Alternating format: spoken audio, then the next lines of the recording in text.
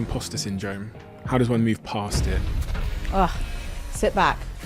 Sharu Izadi. She is an expert in breaking bad habits and beating addiction. Women's Health magazine has called her Britain's answer to Brené Brown. And she's also an author, including the #1 bestseller, The Kindness Method. I am determined to have binge eating and powerlessness and lack of trust that people have as a direct result of weight loss diets to die with my generation. Why? I started dieting from a really, really young age, and I was using food as a drug. When I got to my heaviest, I was like, that's it, I'm done. How heavy? 126 kilos, and it eventually culminated in secretly getting a gastric band fitted. I started working in addiction treatment, and I started realizing that I was going about this the wrong way. I wasn't meant to be making my body smaller. I was meant to understand why I didn't like myself enough to take the same advice I'd give someone else. When someone you love is struggling to get back on track, you don't pretend that what they're trying to do is simple, and you don't tell them to throw in the towel. And that's where people feel super disempowered, because they're not taking the advice they'd give another person.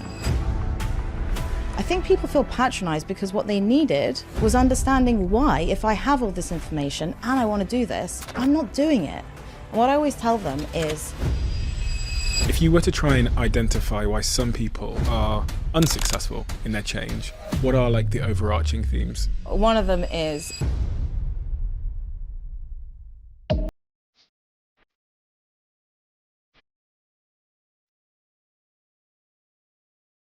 Sharu, can you tell me what your sort of academic professional bio might say? Yeah, I did a undergrad in psychosocial sciences in Norwich, and then a postgrad in psychology. And then I went on to work for the NHS. I did a 1-year placement as an assistant psychologist in substance misuse in Northwest London. Mm-hmm. And then during that time, I was trained in all sorts of different evidence-based approaches that are used to help people to change really ingrained behaviors mainly around opiate and alcohol addiction. Now, what about your personal context? So take me below the age of, I'm a big believer on this show that origin story and our childhoods really shape who we become. Tell me about that. Well, I was born here. I was born in North London, and my parents are from Iran, and they came after the revolution or during the revolution. And my first language is Farsi, so I learned how to speak English. And then I moved to the States for my dad's work for a little bit and ended up coming back. And during that time, I started to struggle. I started to struggle with trauma responses to things, and I started stammering to the extent that I found it really hard to speak at all at school. And then we came back to the UK, and I started going to school here, and I didn't have a great time. I was really overweight. Kids weren't super nice to me about it. And then I started dieting from a really, really young age, because of course it was like, that's what doctors were recommending at the time. And I started to have a really mean relationship with myself. Everything from the way I spoke to myself to what I thought I deserved, to how unboundaried I was, to like behaviors of just like really, really low self-esteem, to the extent where I had a lot of really shameful behaviors, a lot of codependency, a lot of anxiety, controlling stuff. I just didn't have the best time at school, to be honest. And I didn't like myself at all, like really didn't. And now that I work with people who don't like themselves, I could say with confidence that sadly I was on the more extreme end of things. And I developed what I now realize was a binge eating disorder, where I was using food as a drug, essentially. I didn't know that at the time. And I was just eating and eating loads. And then it eventually culminated in me kind of secretly getting a gastric band fitted, which gave me all sorts of other issues, lying to people, lying to my friends about it, feeling ashamed, like it was a easy way out. And then I had to have it removed by emergency surgery, and it was terrifying. And when I think now about the lengths that I went to, and weirdly, the fact that I never thought to change my relationship with food, I always just thought if I was smaller, the world was telling me if you're smaller, everything will sort itself out. So that was the angle I was going in for. Plus, I seemed to think that getting smaller would teach me how to change behaviors, which is kind of does a disservice to the whole science of behavioral change anyway.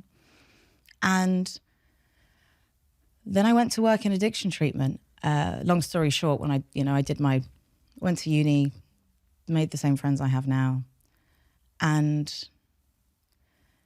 I started working in addiction treatment, and I started realizing that I was going about this the wrong way. I was going about this completely the wrong way. I wasn't meant to be making my body smaller. I was meant to understand why I didn't like myself enough to take the same advice I'd give someone else. Or I didn't like myself enough to think I was worthy of liking food. I didn't trust myself. I felt powerless. Like, these were the fundamental things I should have been dealing with. So I went to therapy, and I started getting on board with the fact that I didn't need fixing. And then my habits started changing really, really quickly. And I was like, wow. You said a second ago you had to figure out why you didn't like yourself. Why didn't you like yourself? Did you ever figure that out? Yeah. Well, using the tools that I hand over to people now, you know, it isn't a plug. That was the whole thing. The reason I personally didn't learn to like myself, and this will be different for each person, but my value was wrapped up in how I looked big time and my size. So if the scales weren't making me happy, then I wasn't having a good day. And as a result, I wasn't treating myself well in ways that may seem unrelated to other people.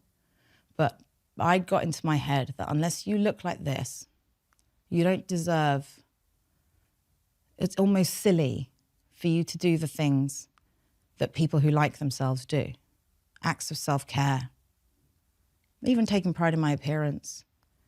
All kindness was conditional on me looking a certain way. Why? Like, where had that come from? Well, all sorts. We can start with the fact that I was, you know, if your kid in the 90s, if your kid's being bullied for being fat, then you go to the GP, they were going to put you on a diet. They were going to put the kid on a diet. So with the best of intentions, that was happening. Second of all, I think the generation, particularly of women before me, I think weight loss dieting's got a lot to answer for. In that sense, this is your goal weight and this is how you'll look, and then reward yourself with a new wardrobe because then you'll deserve it. Women who carry water bottles are slim and like all that shit. So it was a time, you know, that's what was going on. It isn't just that it was my own stuff and I should have done more to, not that you're saying that, but I think sometimes people will say like, what was it deeper than that? And I just think women, especially at that time, like that's all you got. That's all you were shown anyway. Successful women who made money, women who got, who were in relationships with people of value or whatever else it was. They were shown to you as a particular type of woman. And I never looked like that. So I just never thought people like me did stuff like that. And then the worst bit was, some of it would have been really useful to me, frankly. You know, like, I'm not going to exercise until I'm thin. I'm not going to drink water. I'm not going to take care of myself. I'm not going to engage in the habits that would actually make it easier for me. So I speak to people now who are the same, who are like, they've sort of learned to put kindness towards themselves. They made it conditional on achieving a goal.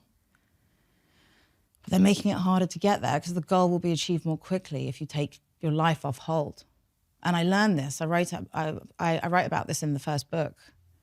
I went to counselling and I was really, really low. This was maybe in 2010 or something like that, really low. And my North Star my whole life had been like, one day you'll be slimmer and you'll be someone who does exercise and you'll be someone who, you know, stands up straight and does their hair and all that stuff. And then you can do all the stuff. You can start enjoying the stuff. Because at this point, I was so wrapped up in not liking myself that I wasn't even listening to like a piece of music that I liked. Because I'd be like, no, hold on, wait, my day is coming. Or even if I caught myself having a nice time, like on holiday or something, I'd look down and think, or I'd catch a glimpse of myself and think, oh no, actually, you'd be having a much better time if you'd actually sorted this out. And what I didn't realize is that none of those things had anything to do with how I looked. I just picked up this idea along the way that I didn't deserve those things because I didn't see people who looked like me being allowed to take care of themselves and being allowed to feel sexy and being allowed to feel all this stuff. I just didn't see it. And so then I had a session with my therapist and she said something that she was like, what if you never change? And I was so angry, I can't begin to tell you. And I'm not a particularly angry person, but I was really angry with her. Because I thought, well, if I don't change, then I never start living. I never start being nice to myself. That's what that day never comes. So I came out, I started thinking about it, sort of entertained it. And long story short, spent a couple of weeks acting like if I don't change, I'm never going to change. And I just started doing the stuff that I was putting on hold. And then everything changed. What changed? Well, what I needed to address was things like boundaries, things like binge eating, having no impulse control, putting a space between trigger and response. This was what was holding me back from the results I wanted, both mentally and physically, right? So what needed to change is that I needed to do the sorts of things and engage in the sorts of habits that enabled me to put that friction in place, to put a space between trigger and response. And it turns out, if you start from a place of feeling like shit and depriving yourself of all the stuff that makes you feel calm and positive, it's considerably harder to impose that space and to calmly decide which version of yourself you want to behave from.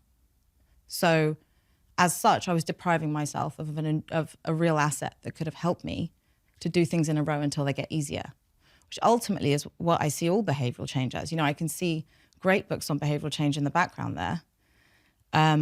We're all trying to make people do things in a row until they're easier.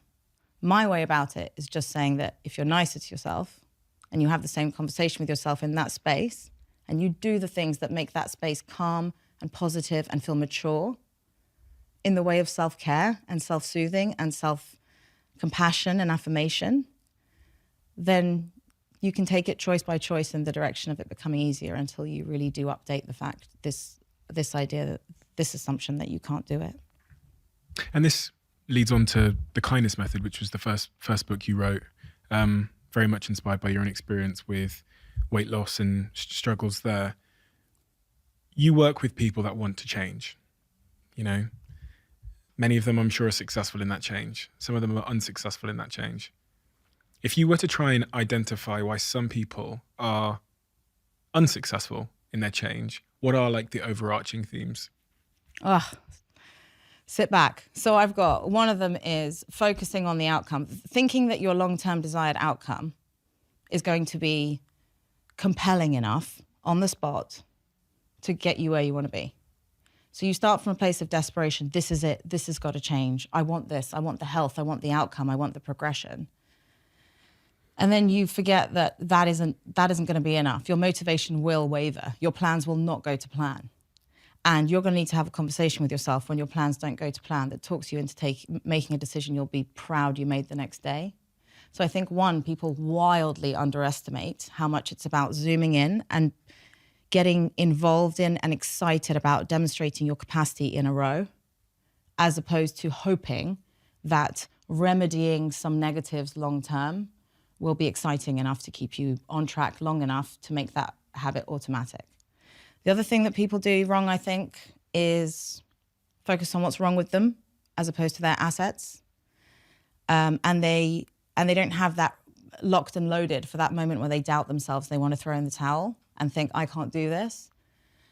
They need to be ready to have to really debate with that with genuine evidence to the contrary, in the spirit of wanting to update it more generally, not just in the context of that habit. Taking life off hold. So all those things I said now, everything you're going to reward yourself with, really look at it and ask yourself, if I started doing it now, would it put me in a better position to do difficult things, which is ultimately what behavioral change is. Simple, but not easy. The other thing people do is they, what else? Oh yeah, of course. I mean, you've had Gabor Mate on here. They focus on what's wrong with the behavior that they're engaging in as opposed to how it's serving them. They look at it as a problem as opposed to a solution. And not only does that take away the component of compassion and understanding that's required when they're stuck thinking, why am I finding this so hard? I have no willpower, I must be stupid, or whatever it is. It also deprives you of understanding whether there's a problem that still needs solving when you take that away. Mm-hmm. And with compassion. And sometimes people find themselves filling that gap with another solution, as opposed to doing it in a way that says, do you know what? This behavior is doing a job for me. So if I'm not changing, something's going on. And that needs some curious, compassionate inquiry. That definitely. I think the other thing is that this whole tough love, the way you speak to yourself thing, people think that like tough love when you're speaking to yourself often isn't very smart love. So if, let's say, for example, you came to me and you're like, Shrew, I'm trying to stay on track with this plan and I've just fallen off track. And my task was to get you back on track, believing in yourself as quickly as possible and equipping you to carry on, ultimately making myself redundant to you. I wouldn't say to you, come on, you shouldn't be finding this so hard. This should be easier. This is just like your teacher told you when you were little. You're just the sort of person who starts things and doesn't finish them. And then you should start on Monday.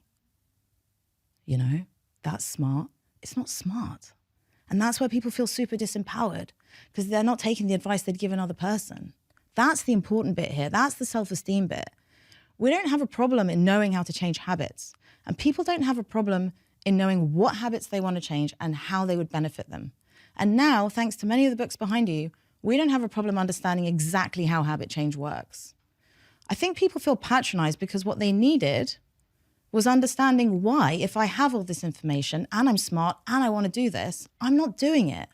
And instead of beating themselves up about it, to delve into the story. How did I come to be this way? With compassion. How cool is it that this isn't my fault, but I've decided to make it my responsibility?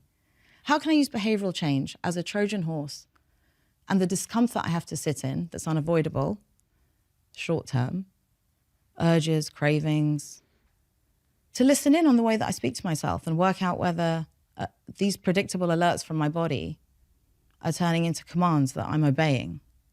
I just think these are check-ins we should do. And I wanted to give people something so that they didn't feel like they had to wait till things got really bad. And also, so it was a private process. And that's what the kindness method became. It was basically everything useful I wish I'd had, everything useful I saw in addiction. And then when I went on to train addiction staff, which was my next job after that, and work in criminal justice, just everything useful I saw with the most challenging, resistant client, myself included. Bear in mind, I start using this stuff and like iterating, using it on myself, using it in different ways. And I put it in the book step by step, just in case there were people like me who wanted to change habits on their own terms, kind of checking with the program that they're running. Where did it come from? Who's it from? Do I want to switch it up? Do I want to update it? Some of it fake news. I think habit change is a great Trojan horse for listening in on the way you speak to yourself and debating with it until it's updated. And I'm really surprised that we don't do that in life. If I've got a really stubborn story that I tell myself, really stubborn, you know, something traumatic that happened to me under the age of, 10, and it's created a story, a narrative in my mind that is just,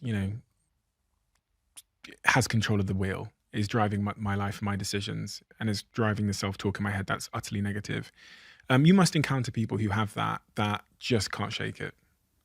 Is that possible, that there are some things that we just can't, that just have too much power over us? They've changed the circuitry in our brain to an extent that, we can't change.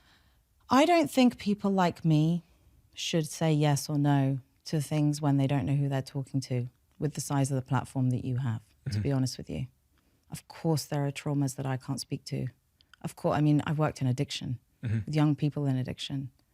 I wouldn't have the audacity to sit here and say, and that's actually what really pisses me off about Instagram sometimes. I'll see something and it'll be like, oh, just replace a negative thought with a positive one. And it's like, oh, wow, are you a wizard? You should be on the news. But I think one thing I will say is I have been really pleasantly surprised by what happens when you appeal to people's need for evidence. Disprove it. The stuff we tell ourselves a lot of the time, it's not true. Or it hasn't been true for a long time. That's compelling.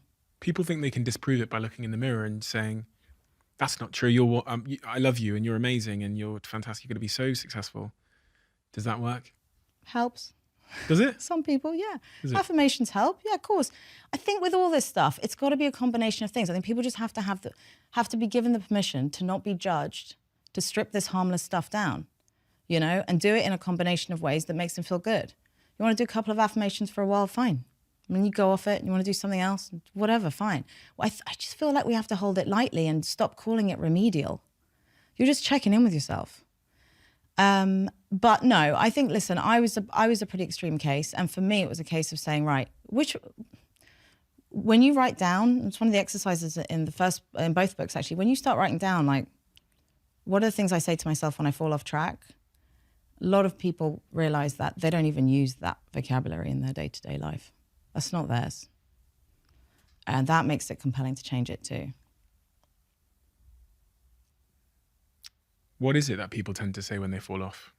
What did you say when you fell off? Me? Yeah. Oh, all of it. Like, of course, I'm not going to be able to do it. I'm weak-willed. Some people can do it. That was just, that was a fluke anyway, that I had a bit of a streak. People like me don't get things like that. Mainly I'm weak, I'm stupid, I must hate myself. Because bear in mind, all these people are giving you these like legit reasons why you should do other stuff, and you're going the other way and telling you that you're harming yourself. And you know that you are. You know, I'm powerless, I'm weak, I can't trust myself, all of it. And then thinking up like extreme ways to sort it out. They do that because they love you though, right? Like that's the paradox, is they're doing that to try and help you. They're saying, you're doing something wrong, you know, you're... No, well, no, actually, if you think about it, like when you tell someone when someone you love is struggling to get back on track, you don't pretend that what they're trying to do is simple. And you don't tell them to throw in the towel. You remind them of their capacity to do something difficult. You remind them of the times they've done difficult things in the past. And you support them. Plus, you give them perspective. This is what I mean about the smart thinking too. You don't go, oh, well, you've that one blip, you got to just spiral. This is a terrible catastrophe. You say, well, just get back on track. And you know, back in the day, like the first 1,000 times I had this conversation about self-talk, I used to always use the example in groups and stuff, like think of someone you love. Write down what you'd say to someone you love. Write their name in the middle of the page. If they'd fallen off track and you were tasked with getting them back on track, and through the discomfort involved in achieving their most meaningful long-term goals. So their behaviors and their values are aligning. And people would write like, you can do this, you're amazing. What can I do for you? It's just a blip, you can learn from it. Think of all the other amazing things you've done. And then I would get them to cross that person's name out and write their own name in the spirit of starting to say, look, this is by your own admission. These are the things that you would tell someone you love. Then over time I realized, if I gave someone 100 grand, to motivate someone who's fallen off track, they're not going to say, oh, it's because you're weak and you're rubbish, just like your teachers told you. There's no point starting until Monday. You might as well, you know, destruct this whole thing for now. You might as well throw the whole plan out just because of one tiny blip because you weren't perfect. It's not just kind, it's just not good advice. Yeah, I'm just not here for the tough love. There's this word we use a lot in society at the moment, which is imposter syndrome. It's a really interesting concept. I mean, the word itself, the phrase itself is kind of loaded with a series of assumptions that I don't think are necessarily helpful, but you must, in your practice, deal with a lot of people that are showing signs of what we know as imposter syndrome. What's your take on it? And really, like, how does one move past it? Well, this is a hot take because it's through an observation. The way that I come up with things is I spend as many hours as I can speaking to people, human beings, one after the other, as many human beings as I can in different contexts, and seeing how they are using these tools and what's working for them and what isn't. And for imposter syndrome, essentially not being able to internalize your accomplishments, feeling like a fraud, which I've had. Managing my binge eating and my anxiety differently helped me change my imposter syndrome for the better.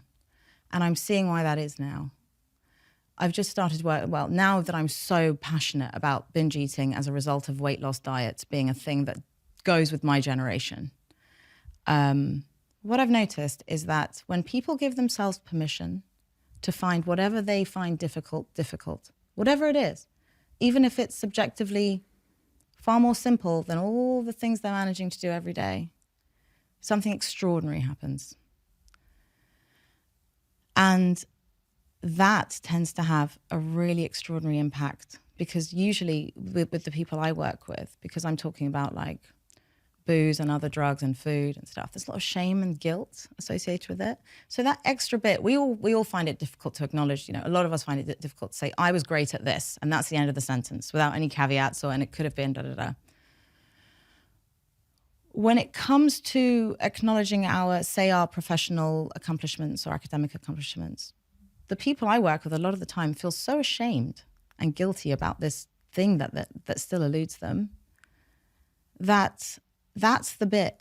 They'll be like, yeah, I got a pay rise, but I still haven't sorted this out. People don't know how I behave when no one's watching. And like that bit, that's what drags people down. It doesn't let them really, really internalize and process their capacity.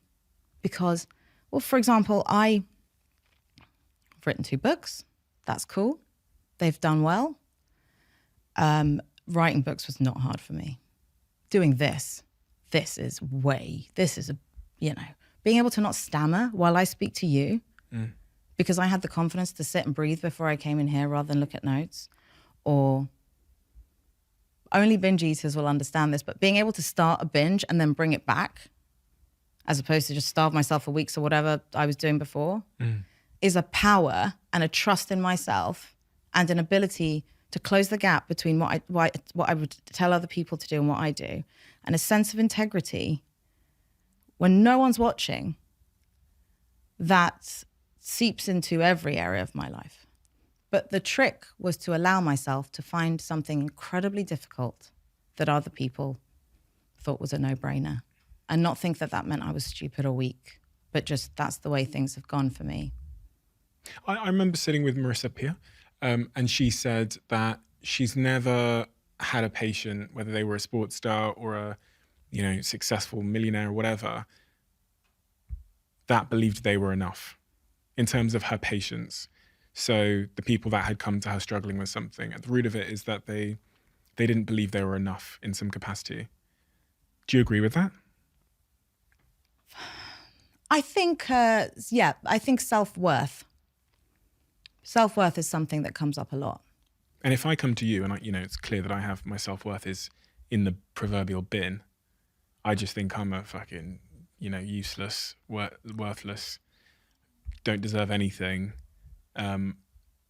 What's the start of that process to get me to a better place? Like, what do you do with me? So if you came to me, it wouldn't be just, the problem wouldn't be I have low self-worth. It would be I want to change this behavior. Yeah, and right? I want to change it. I've been, drinking too much alcohol, smoking too much of that, sniffing too much of this. Mm-hmm. Where would you start with me? Well, we would get an honest baseline of where you're at now. So that's why in the book we do like a snapshot letter without judgment, totally private. To just say I think a lot of the time we create plans for who we want to be as opposed to who we are. And we use this stuff to find ourselves. And I think, first of all, you meet yourself and you get on board with who you meet. And then I would help you to understand why you've come to be this way. So in that first step, getting to understand who I am and getting on board with who I meet, that's through a snapshot letter. Yeah. So it's essentially saying, here we are today. This is where I'm at. Mm-hmm. This is where I've got to. This is where I'm starting. Usually it's quite a fed up letter, like something's got to change. Here we go. But what it does is it sort of anchors the process and says, right, this is where we begin. And then what we start moving on to is the fact that you already know what to do. I believe that the people who buy my books already know what to do. And I believe that a lot of people feel really patronized when they're told what to do. They know what to do. And if they don't, they can Google it. They don't know why they're not doing it, despite wanting to do it. So then we start thinking about closing the gap between the advice you'd give another person. So I just say to people, what would you like to be doing? I don't give them an A or a B. I would like to be running a marathon every couple of months. I'd like to be fit. I'd like to be skinny. I'd like to be a good partner. I want to be perfect. Okay.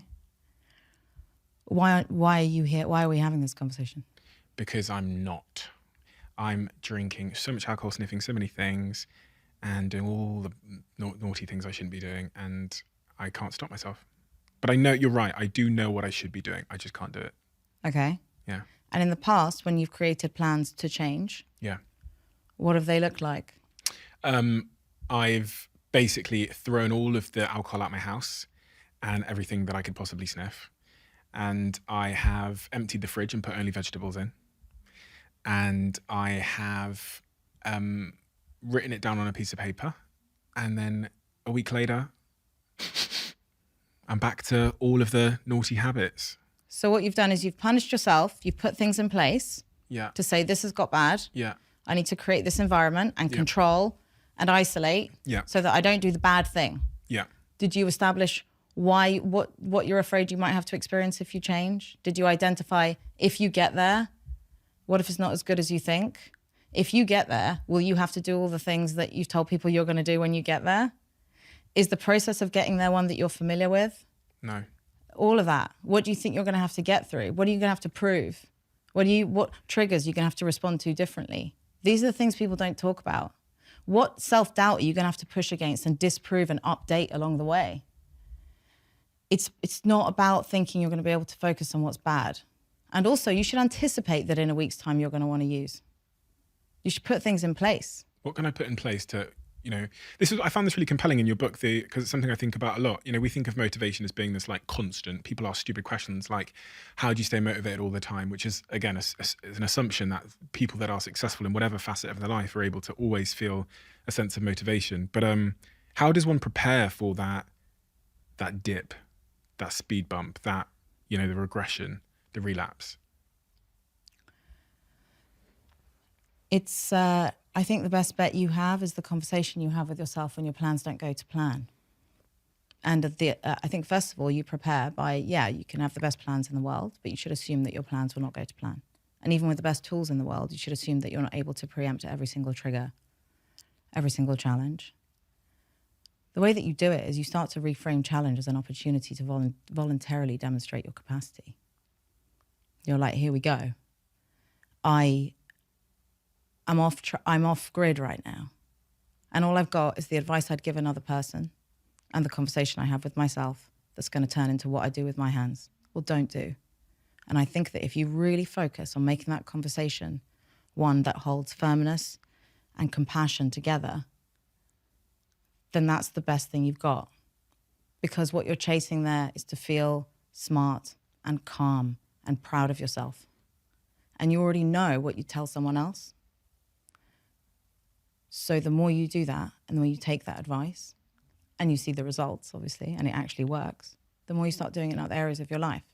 And my job is to make myself redundant to people as quickly as possible. I think we should have been taught this at school. We have to change habits our whole lives. Like, why is life dragging us along and making us change them when we're all depleted and desperate? So yeah, I would say it's the conversation you have with yourself. And the conversation you have with yourself, very often people say to me, like, how can I hold kindness and firmness at the same time, right? So how can I change habits which involve sitting in discomfort and craving and urges and still be kind to myself? Because being kind to myself means doing whatever I want whenever I want to do it. And what I always tell them is, it's kind of like if let's say you have a kid and you read an article somewhere and realized that this treat you've been giving your kid at 11 a.m. every day for the last year is actually not very, it's really unhealthy. So as of tomorrow, you're not going to give the kid the treat. You know you're not going to give the kid the treat. The kid doesn't know yet. Kid wakes up tomorrow, it's 11 o'clock, you're not going to give them the treat. What's the kid going to do? Want the treat. And what else? Cry. Kick off, yeah? Yeah. Would you blame the kid for crying? No. You'd expect the kid to cry. Yeah. It's used to something. You wouldn't make its life miserable. You'd make it as comfortable as possible, and you just repeat that in a row until it realizes that it's come out unscathed. Compassion. I know why you feel this way. Of course you feel this way. You deserve to feel this way. You scream all you want, babe. That doesn't mean I'm going to do what you want. That's the conversation you have with your body over and over again, where you hold compassion and firmness together until you've done it in a row until it's easy. That's my angle.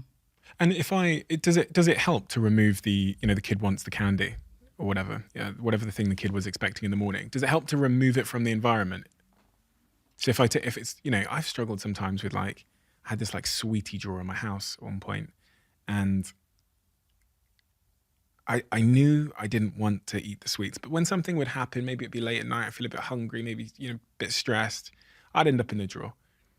And so I always wondered to myself, would it just help to just remove the drawer, just like pour it in the bin? I ultimately did, But I'm just wondering if those cues, those triggers, removing them completely is the answer. I have this question all the time about abstinence and sobriety and whether, again, there are some people for whom it's easier. My approach is very much more for the general population. Mm-hmm. And so a lot of the time it's more, we all sit in the middle and I want you to feel like you can have chocolate in your house and consume it and enjoy it and not feel powerless over it. So at the core of my message is you decide what you do with your hands, and any negotiation you have internally about it is a jumping off point and doesn't actually make you do anything, and is an insight into what you're telling yourself about the sugar and what it means and how you'll feel if you don't have it. If you were trying to build up a streak and get some time under your belt, yeah, maybe. But ultimately, what I would recommend under those circumstances, impose some friction. Give yourself some speed bumps to start thinking about whether you actually want to do it.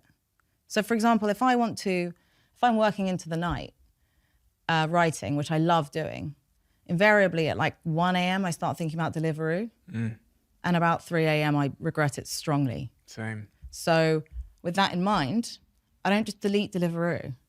Card details are out, address is out. It's not because I don't trust myself.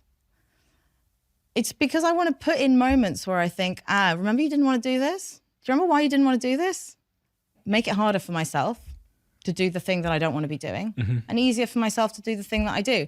Like back in the day when I used to hate exercise, I used to go to sleep in my gym kit. So there was just one less thing to do. So that's like removing friction versus adding it. Exactly. So if I were you, I'd impose friction first, like put that drawer somewhere else. And then when you go looking in another place, start thinking to yourself, God, why is that drawer? It disrupts the autopilot. That's something I've struggled with. I do a lot of like late night eating, and then I always regret it in the morning because you wake up feeling bad. Especially if you've eaten just before you fall asleep. The body hasn't really had a chance to digest it. Sometimes you get like some, I don't know, reflux, whatever they call it. And I've always wondered how to stop myself doing that when I have the urge. How do I break that habit? I guess, what's the friction that I could add? Don't be hungry at that time. True. Do you know what? Sometimes I get really deep in the weeds about binge eating and policy around it and obesity and how we've got to take down all the diets and everything. And sometimes I forget to say stuff like, don't be hungry. That helps, Like there's so many like deep psychological stuff, and we all have our own complex relationship with food and stuff. And that's what's really difficult about talking about food, is because it is all the good things too. It really is. And much like with alcohol and other drugs, when people who struggle and feel powerless around it feel really misunderstood because they hate it by that point. It's the bane of their life. It's all they think about all day. Have I been good? Have I been bad? What am I going to have? Was that okay? Conflicting nutritional advice. Like, it's got out of hand. Ladies and gentlemen, I am so excited to introduce and to announce that we have a brand new sponsor on this podcast. And it's a brand that I've used for the last decade across business, across personal life, when I'm holidaying, when I'm traveling for works, even at times when I haven't had somewhere to live, and that is Airbnb. The thing with Airbnb is most people, when they think about Airbnb, they think about the guest side of the product. They think about staying somewhere and scrolling through all of the incredible homes that you can stay in. But the entrepreneur in me has always thought about the other side, which is what space do I have? What space am I living in that I could add from a supply side and to create a revenue stream from? That's what I'm fascinated by. And I'll be sharing details about that side of Airbnb in the coming episodes. Thank you, Airbnb, for supporting us on this show. It means a lot. You wrote a book about that topic, called The Last Diet. Why did you call it The Last Diet? Because I will never go on a diet again. Why? And I don't want anyone to go on a diet again. They didn't work. They just didn't work. Like whenever anybody says to me like, yeah, but so-and-so is overweight and it's unhealthy or whatever, they have to go on a diet. I'm like, well, no, actually quite the contrary. I'm now working with people who have not only been left not with the physical results that they wanted, but have been left with a much more serious issue, which is an eating disorder, a binge eating disorder, which is wildly damaging their mental health and their self-esteem and their ability to enjoy their lives. Most of the people who come to me now couldn't give a shit about losing weight anymore. They're like, remove this lack of trust, remove this powerlessness, like make this end. How did this come about? And that was because of weight loss diets, in my opinion. On the back of this book, it says, this is the last diet you'll ever go on. Yeah. What is that diet? It's the diet of learning to of trusting yourself and taking common sense advice. Now, obviously, we can go into like whose body what and blood types and da da da da. But ultimately, the people I speak to are doing so much. So many of their behaviors are causing them to gain weight, a lot of weight, because of the guilt and the shame and the all or nothing and the scarcity mindset and the feast or famine that has come with weight loss diets with the best of intentions. And so once they have managed that and built the self-efficacy that they so deserve from managing to break the all or nothing thinking, trust themselves around food, learn to enjoy food again, sit in the discomfort of realizing that they're going to be okay without it, get on board with the fact that they find it hard when other people don't, and build their self-esteem that way and use the unhelpful behaviors as a vehicle to remembering how capable they are, then they can just take the same advice they would give to another person because they're not scared of food anymore and they're not scared of themselves anymore. And they like themselves, so they're more inclined to make judgments that feel smart. You know, I got to a stage where I was doing diets where someone would show me a banana and a canister of cream and I'd be like, well, the canister of cream is obviously better for me. That's how messed up diet. And do you know what? I know you think it's weird. I assure you I've spoken to enough people now who are going, I know exactly what she's talking about.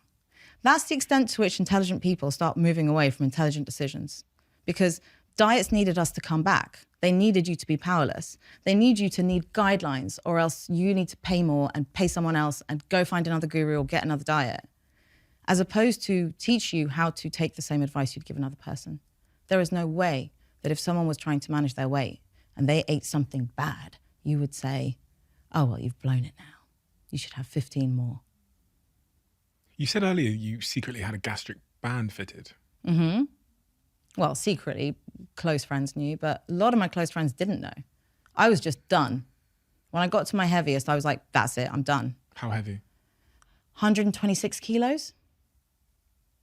And then you had it removed in like an emergency operation? Yeah, I'm always careful about talking about it because, again, I'm afraid that people are going to be... Actually, do you know what? I'm not promoting it by any means, sorry. I know that there are people for whom it's been really helpful, but it did not teach me to eat differently. And the reason I had an emergency operation is because my relationship with food was so profoundly important to me. I didn't understand at the time that I've never talked to anyone about this, but the band moved because I overate. But I kept having it tightened because I didn't want to be allowed to overeat. Because I thought, if I've done this to myself, and honestly, Steve, like the pain, it was horrible. It was horrible. I felt so ashamed. And then I lost a bunch of weight because it actually can, I won't go into details, but it can cause a different eating disorder. I lost a bunch of weight and people started being really nice. Like, you know, they reflect back to you your worst fears when you lose weight.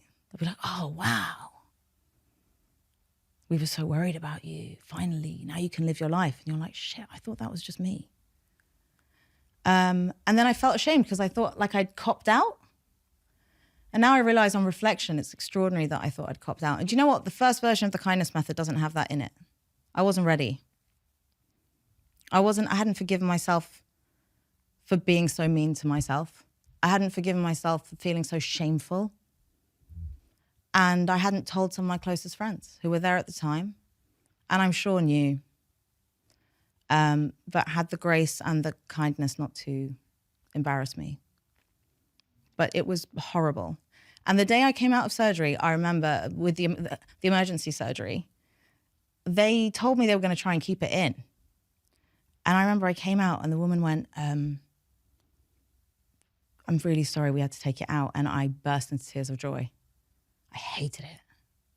I hated the whole thing. I hated the lying, I hated the shame, I hated the guilt. My body didn't feel good. Because even when I lost weight, it wasn't because I was taking care of myself. It's because I was living on so little. It just felt like another version of punishment, you know? It did not do good things for me. How do you feel about that person that you were, that young woman who made the decision to fit that band and went through all of that pain? How do you feel about her? I can't believe how quick she was to think that people would be upset with her or ashamed of, or that she should be ashamed. I can't believe there wasn't that extra layer that said, gosh, this is tough. This isn't nice. Look what you're having to put yourself through, or you think you have to put yourself through. There wasn't even a bit of that. It was as though I was born with the knowledge. It's as though I had told myself that I was born with the knowledge to make the best decisions for myself ever. And if I wasn't, then it was a failing on my part and I was faulty. And I don't feel that anymore, thank goodness. I think it's also important to remember that I was all the great things I am now then. That was the point. I was allowed to enjoy my life then. So there's also a part of me that's just like, wow, it's a real shame. It's a real shame that you didn't kind of lean into the other stuff. Because I was always fun, I was always funny, I was always kind. I wish I had known at that age that you're allowed to think that you're good things too. That's okay. What were there any sort of specific moments or catalysts or dominoes that fell that created the change you've seen in your life from the person you were then to now? Was there, if someone can relate strongly to that situation where you're having that gastric band removed in an emergency op and they're looking at the person you are now, what's the piece in between, the actionable piece in between that they can, or even the first step in that journey?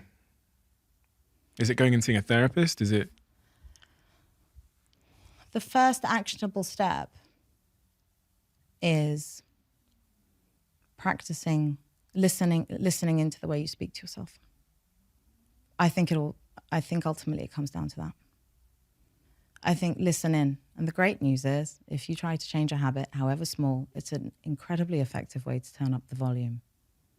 Listen in on what's going on. Inquire compassionately, curiously. What am I telling myself? What are my assumptions about myself in this situation? What are my assumptions about what I deserve? Curiously, write them down. Think about whether you'd say that to someone else. And then start thinking about where it came from. Start seeing whether it's true. Just start curiously inquiring, because I think that's the best thing you've got, and it's free.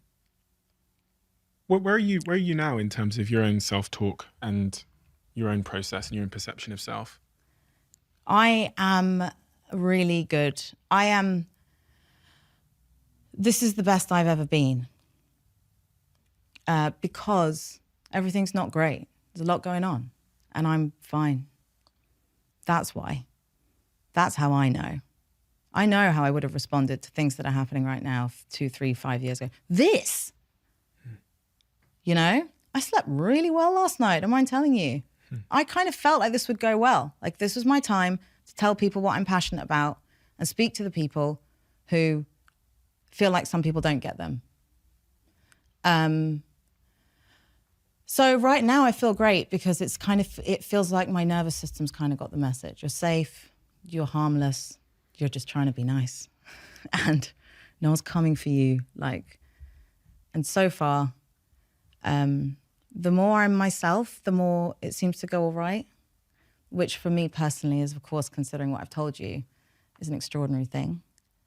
And other than when I have to say my name on the spot, which I know a lot of stammerers have, I don't seem to be stammering. And I know that it was a trauma response now.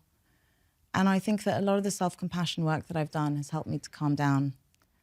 Like a lot of this stuff, realize that if I stammered all the way through this, I'd still be someone who was worth listening to. That nervous system, the anxiety you talked about, what sort of methods have you put in place to help you calm down?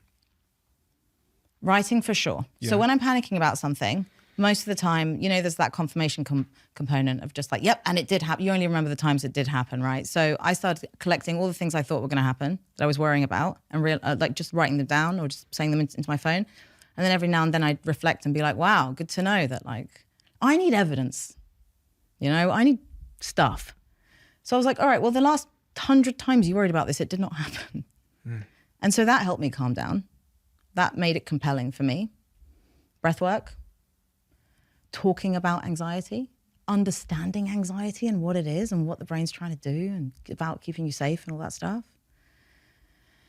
And eventually, much like, whether it's the militant mindfulness that I come at or the more like meditative stuff and the more old school stuff, it was essentially a separation between what I'm thinking right now and what's actually going on, and a curious, compassionate look into why my thoughts are going the way they are. And also it's an understanding, it's a preemption. So for example, I probably won't now that I've said it, which is another thing, like get it out. Put it in the light. Loads of us are suffering with anxiety, to a different degree, of course. But preempting it made it a lot more predictable and a lot less personal. So, for example, the last big podcast I went on, I actually wrote myself a letter up before, and I was like, after you leave, even if you think you smashed it, you're going to start second guessing everything you said. You're going to sketch out and not want to talk to anyone about it because they're going to ask you questions and you're going to think you forgot something. So I just preempted it. As we say in addiction, I played the tape forward.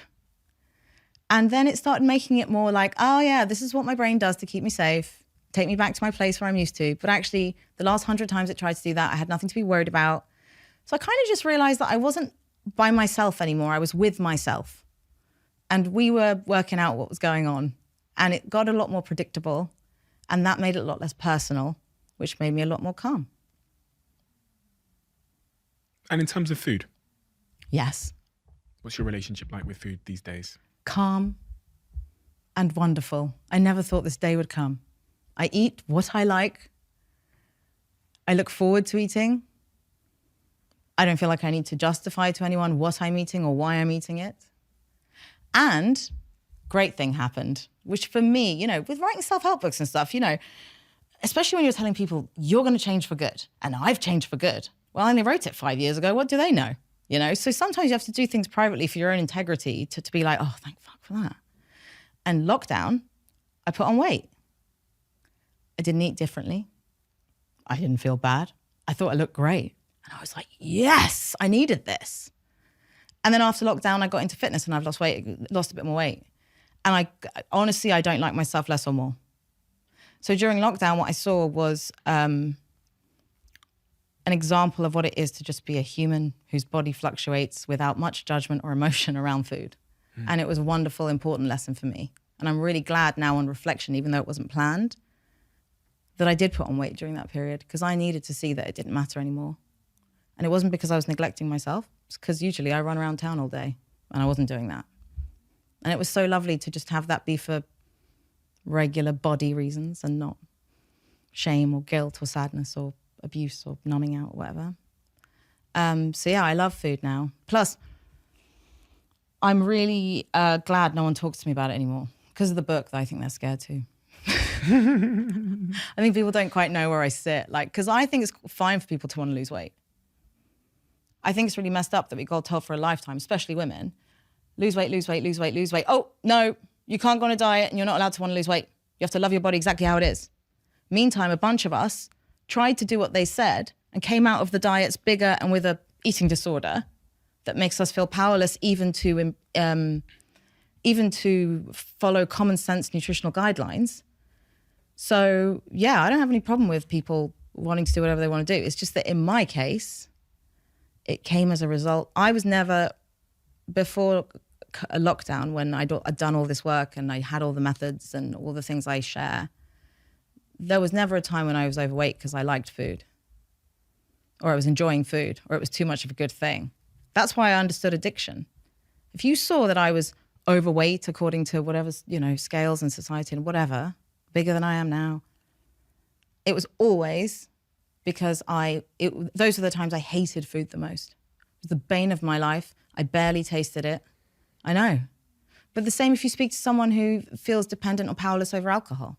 They're not going to be like, oh, I love booze. It becomes, when you're powerless, it becomes horrible. And so there was a space for me to like myself a lot more when I was bigger. But because I neglected all these other habits of self-care, I wasn't drinking water, I wasn't just basic stuff. At times when I was bigger, it meant that I wasn't being good to myself. But that is not the case for everyone, by any means. In fact, for many people, it's quite the opposite. So that's where I think, because it's quite a nuanced conversation and one that I've given an enormous amount of thought to. Don't get me wrong. I mean, I wasn't naive about coming out to talk about things like this. I knew I needed to work out where I sat, but I knew I meant well, and I knew I was on the right path, but I had to understand where I sat. So that's where now I think people sometimes, they don't ask me about it because they're not sure which side I'm on. And the fact is, it's both. What is your mission now? What's your personal mission? What are you trying to do in the world? It's twofold. I want to convince people that kindness gets shit done. Being nice to yourself and taking the same advice you would give the people you love and closing the gap between what you would tell them and what you tell yourself and what actions you would tell them to take and what actions you take yourself. That's kindness, and it gets shit done. 1.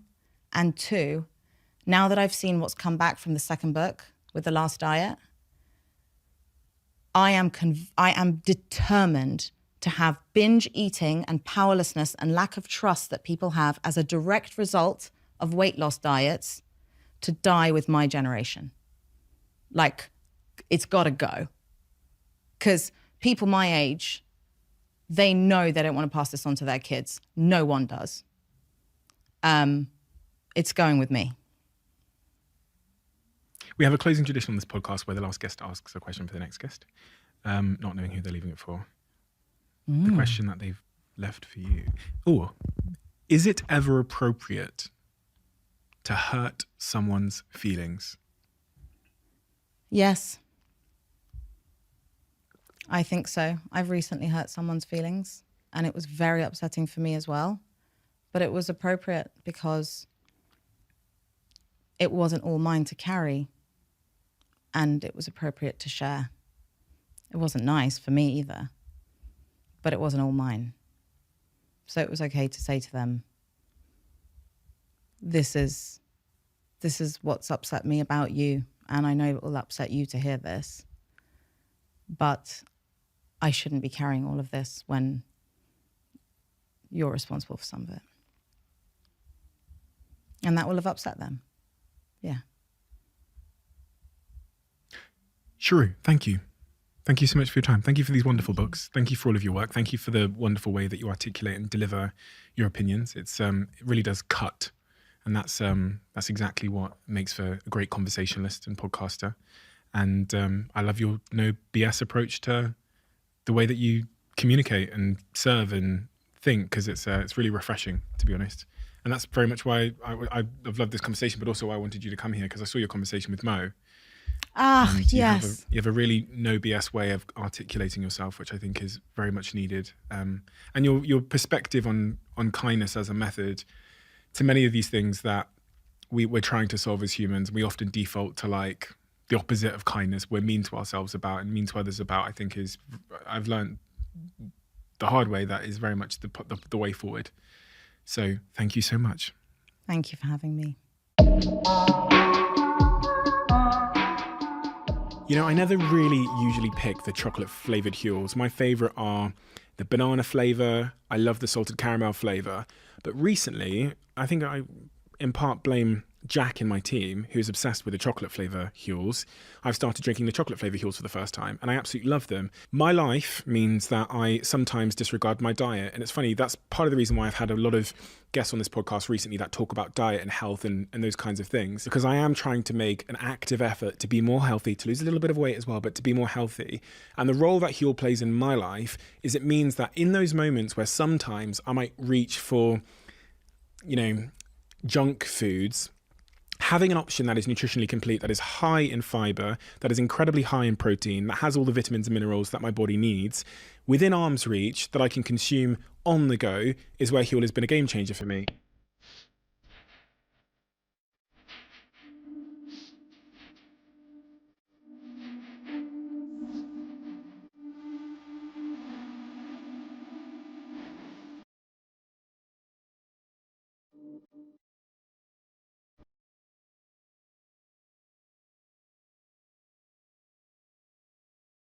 You got to the end of this podcast. Whenever someone gets to the end of this podcast, I feel like I owe them a greater debt of gratitude, because that means you listened to the whole thing. And hopefully that suggests that you enjoyed it. If you are at the end and you enjoyed this podcast, could you do me a little bit of a favor and hit that subscribe button? That's one of the clearest indicators we have that this episode was a good episode. And we look at that on all of the episodes to see which episodes generated the most subscribers. Thank you so much, and I'll see you again next time. I don't think they knew the impact it was having, but it was destroying me inside. Oh my God, sorry, I didn't expect for this to happen.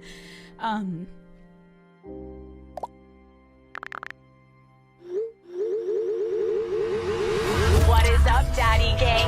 Alex Cooper! Creator, host of Call her Daddy! The most listened to female podcast in the world, hundreds of millions of downloads every month. Why you? I do everything for my audience. It's a very tough industry to be a part of. Morally, I don't know if I should be saying this, but it just keeps getting bigger the more that we keep saying wild shit. But exploiting my life for 4 years, there is a cost. The last year or so that I had a co-host, I was really struggling. Call Her Daddy was the biggest show ever. And everyone was like, these girls are the best of friends. And it was all crumbling behind the scenes. Why was I like getting people out of bed, managing like drugs and alcohol, trying to be this fixer? Someone's gonna be the victim and someone's gonna be the villain. And I was the villain. You can get down a really dark path if you do have a goal. It's not worth losing yourself to get the prize. If today were your last day and I slid you a phone and said you're going to have a conversation with your former partner, would you dial the number? I struggled so much wanting to tell the full story and wanting to tell the truth. How do I say this?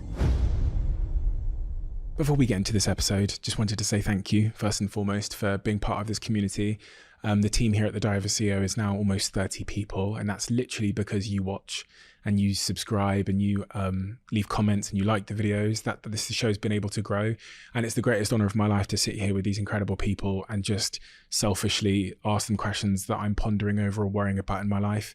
But this is just the beginning for the Diary of a CEO. We've got big plans to scale this show to every corner of the world and to diversify our guest selection, and that's enabled by you, by a simple thing that you guys do, which is to watch. So if there's one thing you could do to help this show and to help us continue to do what we do, it's just to hit the subscribe button. If you like this show, if you like what we do here, if you watch these episodes, please just hit that subscribe button. It means the world. Let's get on with it.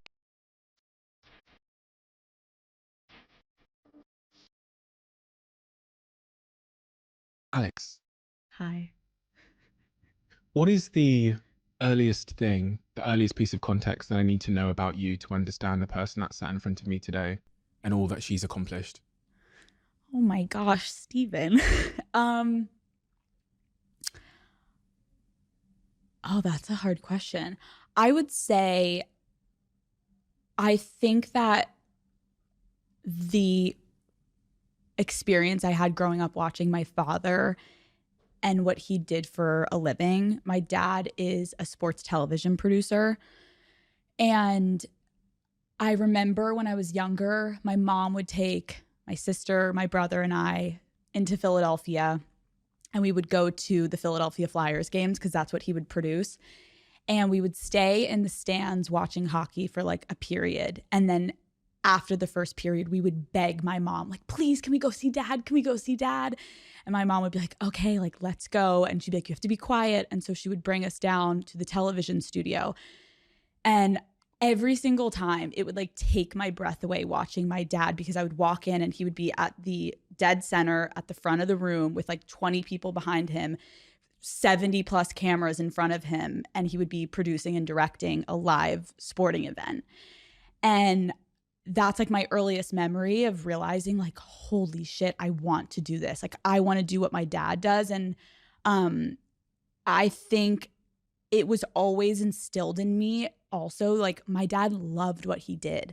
So I know a lot of my friends, their dads would be like, gotta go to work. And like, I get that. That's like a lot of people in the world, but I was so fortunate to watch my dad was the first one in the arena. Like, he was the first one there. He had his notes. He was ready to go. And then I would watch him like produce this live show of like, roll camera A, go to the announcers, roll the graphic, like hit the color. And I just was so enthralled by that world that from a very young age, I was able to quickly locate, that's what I want to do. That's what I want. Not only just like the actual act of producing, but the way that my father engaged with his work, like it wasn't work. My dad never complained about going. He was always so enthusiastic. And so to see your parent and a figure above you that you respect so much be so in love with what they're doing, I always was like, I want my passion to become my purpose, to become what I do in life. And I do think that kind of then makes sense as to like where I am now. Like I love what I do. And I really accredit a lot of that to like watching my father be so in love with his career and his job. What about your mother? My mother is a psychologist, so it's like the perfect storm. Growing up, I was like, Mom, stop being so smart. Leave me alone. Why do all of the other kids' moms would be like, oh yeah, go to the movies, sweetie. And my mom would be like, you're not going to the movies. You're going to a party. Tell me what's happening. Where are you going? And I'd be like, why do you know these things? So it was frustrating. I think when I was younger, my mom and I had a really interesting dynamic because I always liked to push the boundaries, and I was the youngest. So I was kind of like the wild child. And I loved that my mom was a psychologist, but I hated it because she was like too insightful and too with it that I wish I could have gotten away with more. But I do think as I started to come into my own, having her have this background in psychology allowed me to really put more of an importance on connection, connecting to your emotions, EQ versus IQ. Like my parents cared about our grades, but they also were more like, do you know how to interact in a room? Like, do you know how to read the room? Like, do you know when your friend is upset? Are you being honest with yourself of how you're feeling? So like my household was always like, how are you feeling? What's going on? And I'm like, can we stop talking about our feelings for one fucking second? But it really was like the perfect storm of I now on my show am so interested in just talking and having engaging conversations because I think my mother, it was like a prerequisite in our house of like, no, you can't leave the house before I know like, how are you doing? I'm like, I'm fine. But like, so I think I really admired her. But in my like angsty teen years, I was like, fuck off. Like, stop asking me how I'm feeling. I want to go drink and have fun with my friends. But she's amazing. And she's been like probably the most instrumental person in my life in terms of like my personal development as a human being. When she asked you how you were feeling when you were a kid, were you always honest with her? No. Oh God, no. I was really, I had a hard time with like wanting to make my parents really proud. I think they saw a lot in me, and I was very like doing a lot of things. I was really good at soccer. I was like good at making movies and films and all the things, but I like really struggled in school. And so I never wanted to tell my parents that because I felt like, I think I was like embarrassed because like who I was at home was so not who I was at school. And so I was almost like, I'm still working through this in therapy, so I don't really know the full answer yet. But what I do know is I was like embarrassed to explain to my parents that I was like getting bullied at school or having a hard time. Because when I got home, I then was my actual real self where I was outgoing and goofy and happy. But then when I would go to school, I never wanted to tell them actually like that I was struggling, which is really strange. And I am still working on trying to figure out like why I didn't feel that way, because my parents were so loving, would have gone to school and like talked to the teachers or the parents of the little shits that were bullying me.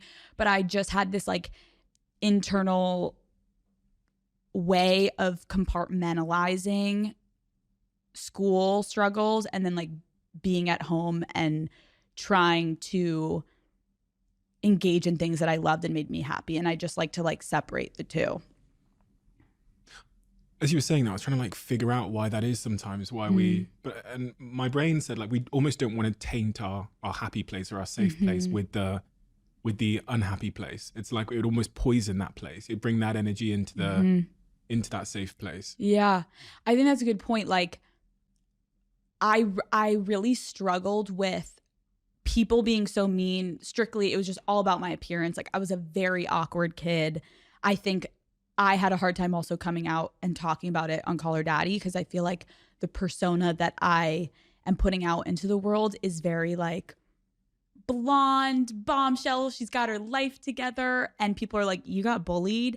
And so that dichotomy I think is like hard for people to understand, but like I still feel like the girl that was bullied in middle school, elementary school. So I think, yeah, I think there was like a pride thing of like they can do that to me at school, but when I get home and I'm going to go in the basement and I'm going to make my films, like they can't touch that. Like that's for me, and that's what honestly like saved my life, to be honest. Like creating content was like the one thing that kept me going and like happy, and I was able to find my purpose because school was like just so awful for me. When you say saved my life, do you mean that? Yeah, I actually found like a journal. I'm not crying, but I just will not stop watering, or maybe I am. I found a journal of mine. It was so fucking sad to read. I was really going through a hard time in school. I think when you go through bullying, you feel so fucking isolated.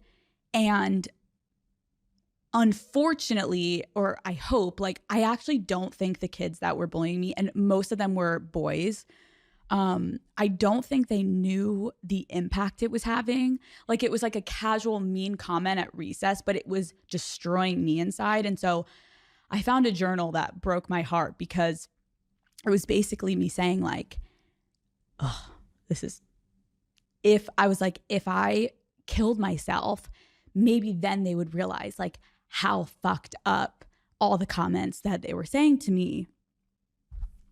Oh my God, sorry, I didn't expect for this to happen. I think I realized, like, I'm like, fuck, like they would then realize like the impact that their comments had on me. And I really don't think that, like I'm saying, like, I don't think those kids actually knew, like, damn, like, and so I think almost the way of thinking about killing myself was like, then they would realize the impact. And so I had a lot of dark thoughts that like, I'm like, I feel really bad for myself in that moment, because I think a lot of times people are like, I wouldn't take certain things back because like it made me who I am. I would take that back. I think what I felt in those moments, I would absolutely take back, because it just like, I think I could still be where I am and not have gone through that type of pain. Have you had to have a conversation with that girl, the younger version of Alex, in therapy and stuff to? Yeah. It's been weird because our job is so weird where like, I remember, do we have a tissue? Sorry. No, you're fine.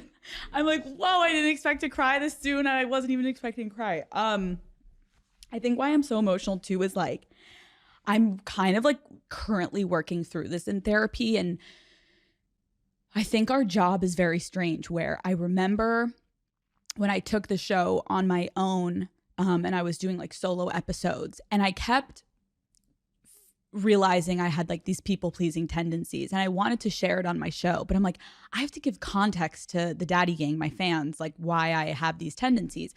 And so I remember telling my fans in the world that I was bullied before I even told my therapist. And I do sometimes think there's like something beautiful about that, of like, I knew by me saying that I was going to immediately connect with so many of my fans, and like we were going to be able to have an even deeper connection. But I haven't really worked through all of it. So like, I think sometimes when you bring up things you went through and you're not fully healed or whatever, like I'm still kind of in the middle of processing all of it. But I have started to think about that younger self, but I think it's still so raw of like even unpacking like how it's affected me in adulthood, that I'm having a hard time like going through all the layers of it still. Have you seen sort of imprints that remain on you as an adult? I think about my own experience being, I mean, talked about this a lot on the show so people know, but being the only like black kid in an all white school, being the poorest family in the area, and that constant feeling of like ongoing shame. Like, yeah, I think back and I've realized in my adult life, like I always would say how I'm so comfortable being alone. I love my alone time. But I think that comes from the initial inception was like such pain and hurt and isolation. When I was young, I would go into my room and I would cry, but I would make sure my parents couldn't hear me crying again, because like I wanted to be like the cool soccer player, creative girl when I'm home, and I didn't want them to know what I was going through. So I would be crying or writing in a journal. And I realized like I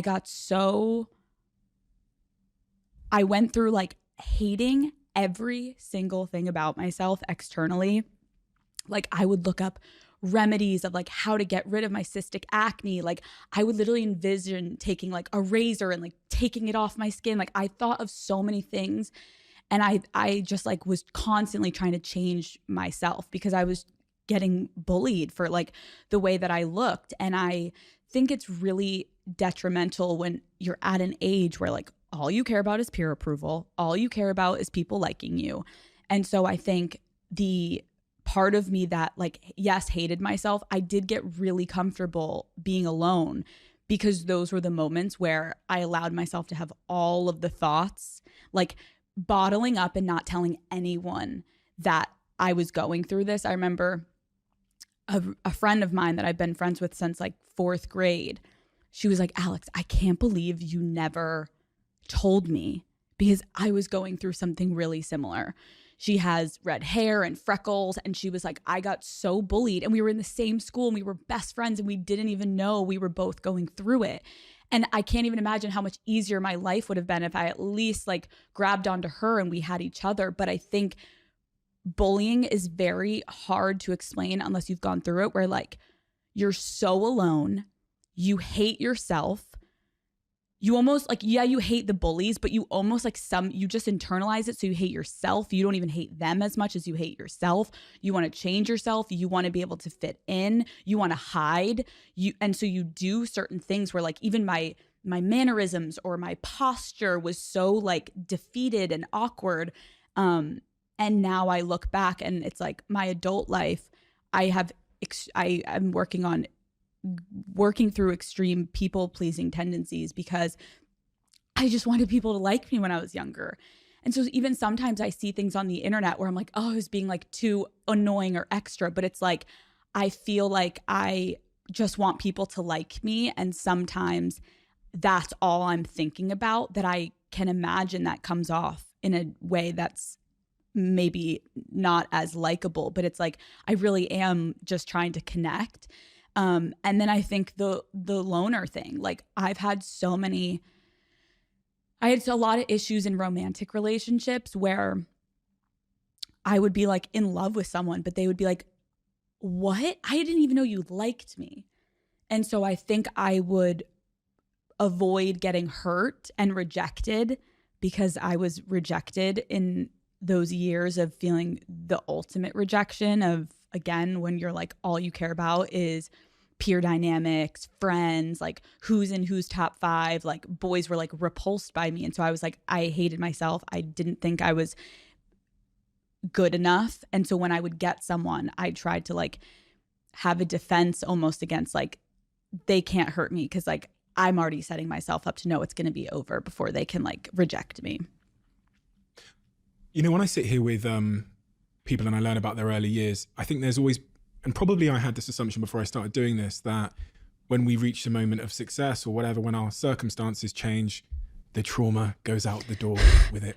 And I've come to learn from doing this that it stays. Mm-hmm. And I feel like I've never met a person who has managed to take their early upbringing, the early adverse upbringing, to 0. I've never met the person. Yeah. I'm guessing you've made progress on these things. Mm-hmm. Yeah, I have. I think like when I was so young, being in school, I started to really struggle with my grades because it would be like I'm getting bullied in school and I would run home, and I started to compartmentalize so well that creating content to me was like literally what kept me going, right? And so I would go into my basement and my dad gave me this like big, huge, clunky Sony camera. And I was obsessed with creating these characters, creating these storylines. Like I laugh now because I didn't even put it together, but I would force all my friends, all my soccer friends, to participate in like making videos with me. And we remade The Devil Wears Prada. And you would think immediately of what I'm telling you, like who would I play? I would play Anne Hathaway's character. I played Meryl Streep. I was freaking Miranda Priestley. I'm like, I'm the farthest thing from that at that point in my life. But it was like, I loved playing characters that like it like ignited this confidence in me where I could feel for a minute like I am this boss, like I am this like strong, confident woman. And so creating content for me was like this outlet that allowed me to almost like become the thing that internally I always did have this confidence, and I knew I had this fun personality and this spark, but it was so tainted by the minute I walked out the doors of my house. When I was struggling in school, I think I started to realize like, I don't want to do math. I don't want to do history. Like, I just want to create content. And I think it was really hard for me to focus in school because I almost was like so focused on the goal of like, let me just keep creating content. And I can't explain it, but it was like the driving force for me to just keep going and to keep dealing with a lot of the bullshit that I was struggling with. Therapy. I'm thinking about that alignment you're talking about between being able to show up as yourself everywhere you go, whether it's in school or whether it's, I don't know, on your show or wherever. Also, it was quite clear that in school in your earlier years, you weren't able to show up as yourself. What role has therapy played in helping you to become Alex when you're on camera, off camera, in school, in social settings, wherever you go? Well, at first, it wasn't changing my life. And my therapist was like, had a hard conversation with me. I think it was like 2 months into us working together. And she was like, Alex, I need to say something to you. And I'm like, am I in trouble? She's like, you pay me. Like, you're not in trouble, but I need to be honest with you. I can tell you're not being honest. You put on this facade that everything is good, everything is okay. And like, the point is to come here and be emotional, and you can trust me to not tell anyone, judge you. And I think I had kept this hard exterior for so long that it was really foreign to me to open up and talk about my insecurities and what I'd struggled with, because when you're bullied, you eventually create this armor that is like completely sealed shut. You wear it and you like know the pain, but you eventually have to survive and keep going. And so I think in therapy, my therapist was like, why can I not like get in there? And I eventually, I didn't even say anything in that session. I was like, I don't know, like, I'm telling you the truth. And then weirdly, that was when I ended up opening up on my show about it. And then I came back to her and I was like, okay, here you go. And I just spilled everything, because I was at least attuned enough to therapy from my mother of like, I know in order to actually have change within myself and for this to work, I have to be honest.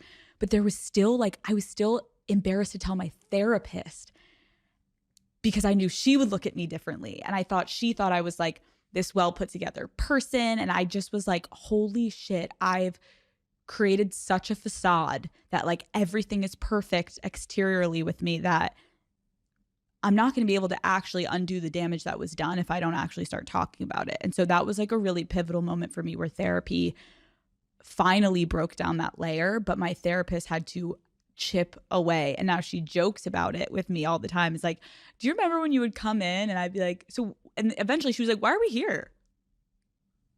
Whose decision was it to go to therapy? Me. Did you go with a particular focus or just generally? Yeah, it was a particular focus. It was about like the last year or so that I had a co-host. I was really struggling. And I was like, my mom kept being like, I need to be your mom. I can't be your therapist. Like, you need to talk to someone. And that was when I finally, so that was about like 25, 24. And I finally was like, okay, I'm just going to get a therapist. And it was in New York City, and I would go in person with her. And that it felt very, at first it felt very like, why am I here? Like, I don't need this. But then eventually it like cracked, and it was really helpful. But it was not easy. I will say, I think a lot of people think therapy is like, sit down and tell your secrets. Like, it's so awkward at first if you're not, even I had a psychologist as a mother, and I'm still like, I don't want to do this. But I think it's all in your head, because once you open the floodgates, they never close. You were struggling. Mm-hmm. Yeah. Are you asking me with what? Yeah. You said you were struggling. So you probably, from what you said, you were going to your mother and explaining that there was a struggle. That struggle, is that a social struggle with a friend, or is that a psychological struggle? Or I think in business, there was a lot happening where I was living with someone I was doing business with. We were struggling with business. Like, there were so many things happening, and I was, how do I say this? I was struggling to take care of myself in an environment that was really unhealthy, and was like, the show was priority, but behind the scenes it was a disaster. And so I was like compromising on a lot of things that, like, morally I didn't agree with, or mentally I wasn't feeling good about. And it was at a really weird time because Call Her Daddy was like the biggest show ever. And everyone was like, these girls are the best, and they're the best of friends, and they're the best. And like, that's life. Like, it's almost like how everyone talks about like Instagram, we put our best foot forward. And it was all crumbling behind the scenes. And it was terrifying to me because I worked my whole life to like get to a point like this where I'm producing a show, and it just felt very scary to me that I didn't have control of all the aspects going on. And the symptoms were psychological for you? Psychological. I was basically in a codependent relationship. Like, it was so unhealthy for both of us. And I think psychologically, yes. I even think physically it was taking a toll on me. And then it was also taking a toll on my other relationships, because like the partner I had at the time was like bearing the weight of me complaining about so much going on in my life because I couldn't go at the person that I had to get up every morning with and record, right? Like, I couldn't be, I had to keep the show going. So it was like very detrimental to, yes, psychologically and my like mental health. Like, the show came first before I think both of our personal needs. What was the advice you needed most at that moment but didn't get? Or maybe just before that moment happened? Because that's kind of like, that's when things start falling. Yeah. But if you'd got advice maybe a couple of years earlier, it would have prevented you getting into that situation. So what is that advice that, and I'm saying this because of, there's someone at home now who's, you know, they want to follow in your footsteps in whatever career or industry it might be. But when you get into business and things start going well, you just fucking wish that someone had told you. Fuck. I mean,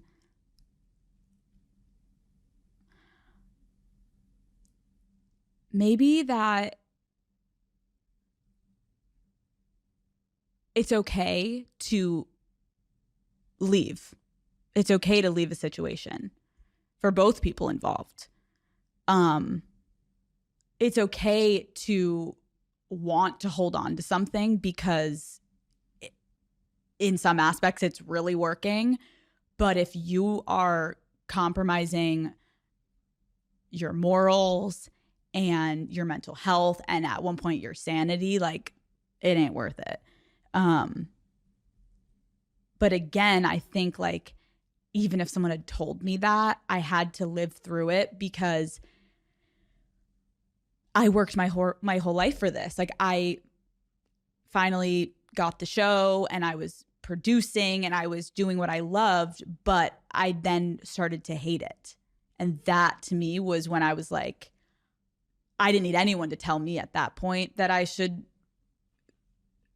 leave. It was like, oh, I've loved this my whole life. Something's off. Like, if I'm this miserable, there's a better way. From that, you must have learned the factors that need to be in place professionally for you to love work, because you got to experience head on all the factors that make a passion turn into misery. So on the flip side, what are the factors that you need and you believe people generally need for them to like love their work? Yeah. I think that the first thing is like, business is there's so many different layers. It's so complicated, even if it's just you. So then add another person in. It's almost impossible. And I think like it was so difficult. My partner and I at the time had such different wants, such different, envisionments for our career in the future. And that is so okay. But I think the issue is like, if you have the ability to sit down before you begin, which we didn't really have. Like, I remember I came home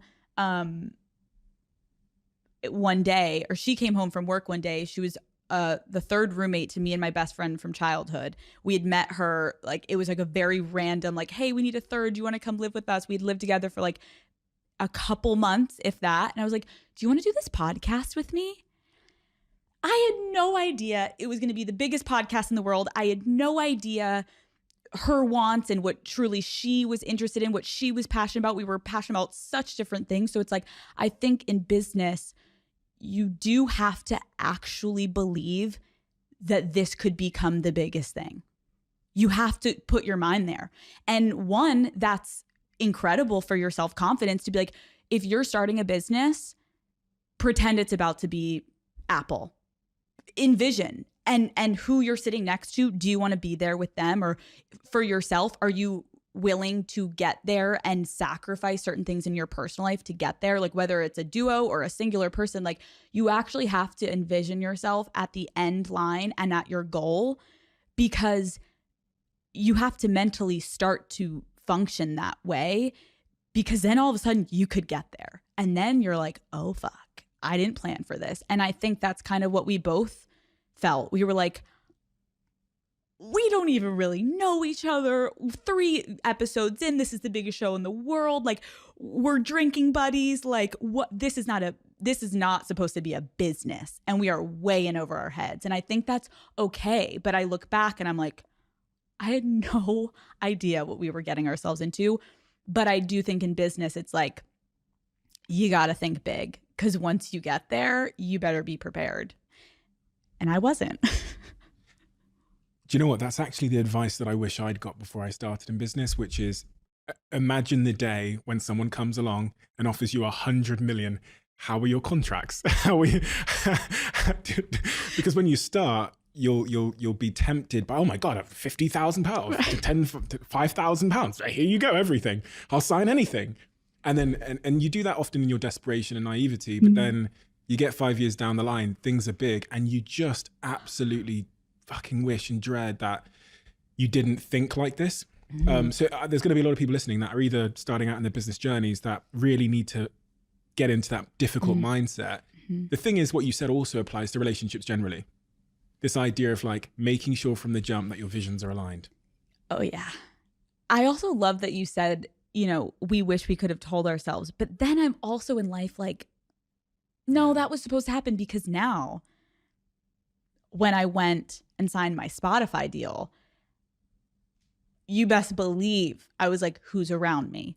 Do I own these trademarks? Do I own this IP? Do I own, like, everything that felt like I had not focused on in the beginning, that I was like kicking myself for the second time around?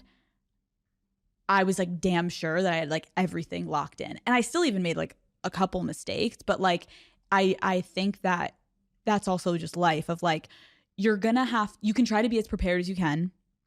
You're never going to be fully prepared, but having some ability to reflect on what you wish you had done differently or better or the same. There were some things that I was like, I'm sticking exactly that course. I think you just have to think about it and be cognizant of those steps. And I think sometimes you rush quickly. Like, that's like our world today. It's like, go, go, go, go. Like, take the new job. Don't take a minute to pause.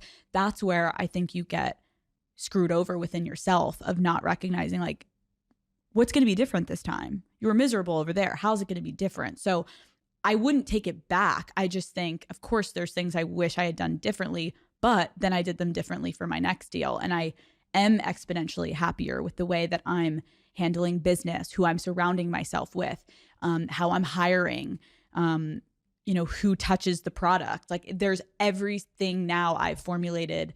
And I think a lot of people think like, oh, Spotify, like she's so many people around her. I have 2 or 1 person in my office every day. Like, I've kept it pretty small because that's what I always wanted. I want to produce, I want to edit, I want to direct, I want to do as much as I can in a smart way. But you just have to know what you want. And then when you get away from it, then you really know what you want, because you're like, wait, I want to go that way. And that's a great thing. There's an interesting point here, though, about being a people pleaser. When a people pleaser strikes it big, it's hard to like put up those boundaries and start like saying what you want and what you need, and having, because even the conversation we had a little bit a while ago about aligning and communicating what you want from the jump so that further down the line you don't mess things up and regret it, requires a difficult conversation at the start. Yeah, I wasn't even like aware of how much I was people pleasing until it got to that breaking point where I was like, there were so many things I was doing to appease people around me to keep the show going that was so unhealthy that now I have, in hindsight, I'm like, what was I doing? Why was I like getting people out of bed? Like, why was I like managing like drugs and alcohol and like trying to be this like fixer? And then it's like just trying to put a show on. I think I was like a little over my skis. I just said that because I was skiing this weekend. So that's the only analogy. I'm like over my head. I'm like over my skis. You can get down a really, really dark path if you do have a goal in order to get there. And that is also advice I give people of like, it's not worth losing yourself to get the prize, because what was hard for me is like public perception. So I've talked to you about how much I care about people liking me. Now I'm on a world stage and there's comments and there's people, and there was like a public fallout with a woman. So there's like, someone's going to be the victim and someone's going to be the villain. And I was the villain. And I'm like, how did this happen? Like, to me, I think publicly, I struggled so much for a while of like wanting to tell the full story and wanting to tell the truth and be like, I promise, like, but I'm also then like, my character was like, I don't think anyone needs to know what happened behind closed doors and how dark it got. But I just know that I was proud of myself that I know I'm a good person, but when you see the internet picking sides or doing this, like, it fucks with you. And I imagine for her, it fucked with her. Like, it was really hard, I think, for two women to go through something so big in a COVID pandemic, that people just wanted drama. But I think my people-pleasing tendencies of like, wait, why are these people thinking something that I'm not, that ate me alive inside? And I had to have my boyfriend, my mother, my father, my therapist be like, you both know the real story. That's it. That's all you need to know. And so I think it took me a while though, where I was like, I want to clear the air. Like, how many times are we going to go back and forth? Like, you know what I mean? But it can get exhausting trying to make people know your character and who you are. Especially when I've been talking on the internet for almost now 5 years. Like, people have a perception of me, and that's something I have to live with and be okay with, but it's hard. I remember someone wrote in the Diary of a CEO, this little book that I have in front of me. Guests, when they leave, they write a question for the next guest. Someone wrote in this book, if today were your last day and you had to have a 60-second conversation with someone in your life, what would you say to them and why? And I was just wondering, as you're saying all of this was clearly a really tumultuous, pivotal moment in your life, for better and for worse in many respects. Are there any words unsaid? If today were your last day and I slid you a phone and said, you're going to have a conversation with that person, your former partner, would you dial the number? Would you say anything? No, because I think in a weird way, like, when there's time, I think both sides, and I acknowledge both sides have their own story that then just keeps going on. Like, I'm like, what even is the reality anymore? We both have such different storylines of everything that happened. If I was like forced to, I would just say like, I hope you're healthy and you're well.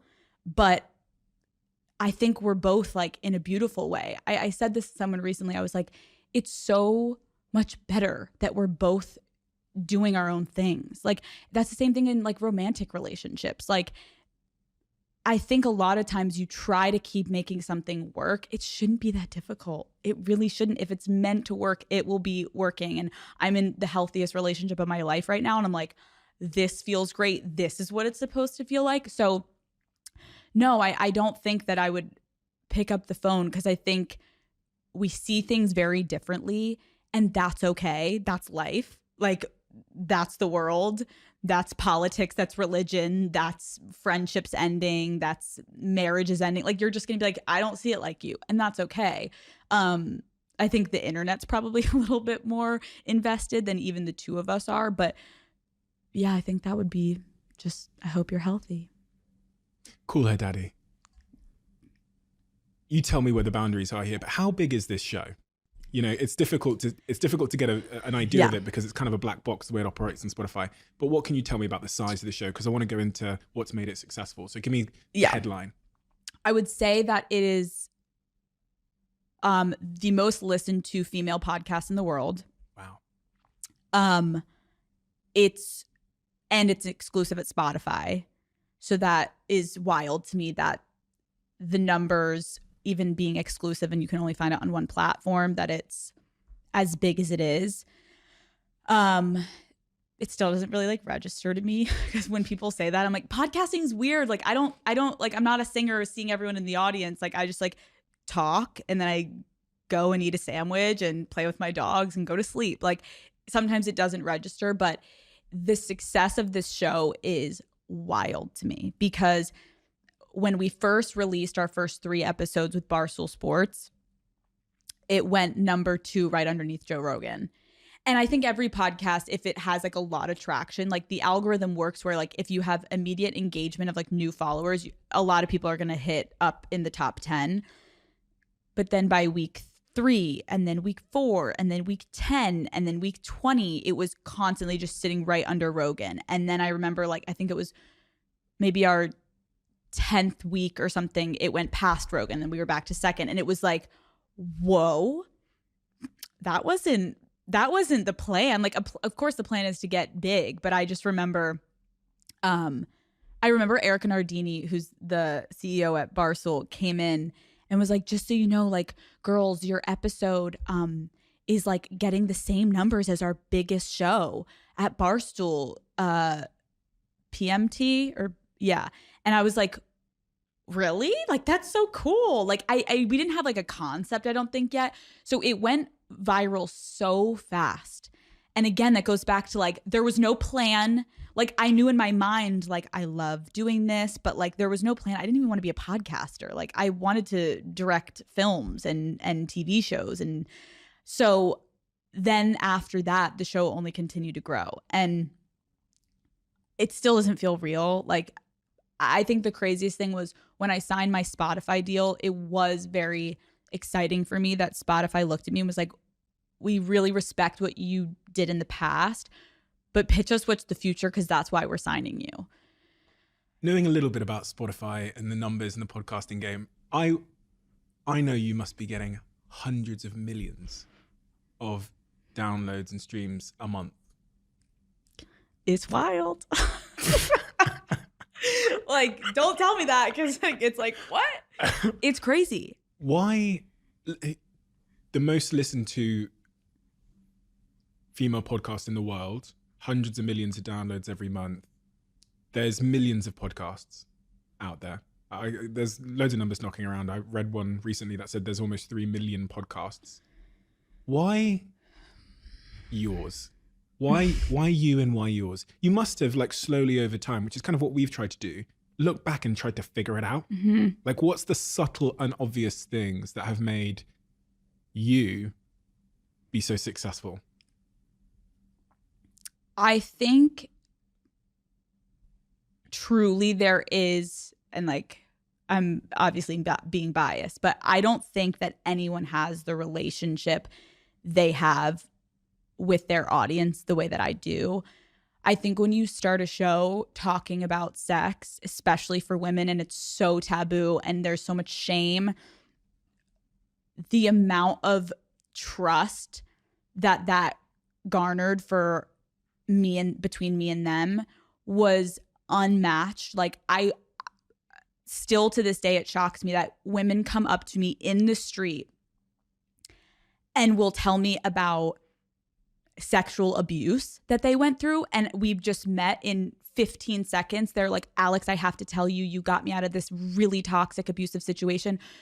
all of a sudden someone's coming to me being like, I married someone because of, like, it's like this relationship that I've built, I think is something that I will never be able to like really articulate, but I know it's also coming from a place because I need them just as much they need me. I think sometimes in the creator world, like it gets a little disconnected because we also are trying to run businesses, right? And you can't always do everything for your fans. Like I can say I have been in huge meetings with a lot of executive people telling me what to do. And I'm like, I don't want to do that because the daddy gang won't connect to that. And there's a lot of money on the table, or there's brand deals, or there's all these things. And I have really been intentional about like, I care more about the content than what public facing accolades we're going to get. And I think because I focus so much on my relationship with my audience, it's then just garnered like oh, this shit just keeps getting bigger. And it is a huge show, but like, I can't explain it. Like if I brought a daddy gang girl in here, she would be like, let me tell you our connection. Like it really does feel like so crazy how connected we are. So I think that is one side of it. I do everything for my audience. I sacrifice my personal relationships. I have skipped out on huge family things to like make sure I'm like, no, I need to give the daddy gang something amazing this week. I've never put out an episode of Call Her Daddy that I'm not proud of. Every week I'm busting my ass to provide for them. And it's... Do you delete episodes? No. You've never deleted one episode? No. Never recorded an episode and thought... Oh, I've deleted them, like not published them. But like if Yeah. I've published it, I've never deleted it. Oh yeah, so you've like had a conversation with someone. I've actually only had a conversation with one person that I've never released just because they didn't want to be there. I think their publicist fucked them over. They didn't know what they were coming in for. And I respectfully was like, this ain't it. But, I've recorded like so many solo episodes that I've never pressed upload on that eventually maybe I'll like put together and be like, these were my thoughts back then. But no, I've never deleted an episode that I've published. But oh my God, are you kidding? My catalog of things I haven't pressed upload on, it's like a whole nother 100 episodes. But I think the other side of why it has been successful is like, it just goes back to, without sounding like a egomaniac, like I am obsessed with this. I can't explain it. Like every single week I'm like completely fixated on how I'm going to innovate, make it better, make it special. So I think naturally, like, there are people that got into this industry that actually didn't really intend for it. And there's like producers handing them scripts and being like, sit down and talk. Like I'm so obsessed and passionate about this that I do think that translates in how innovative the show has been and just like the growth, because I love it and I love producing content. So it's been really easy for me in that regard. Like I've never had a doubt in my mind that this is what I'm supposed to be doing. You touched a little bit there on the cost, though, that people don't see, the sacrifice, families, relationships, all these other things.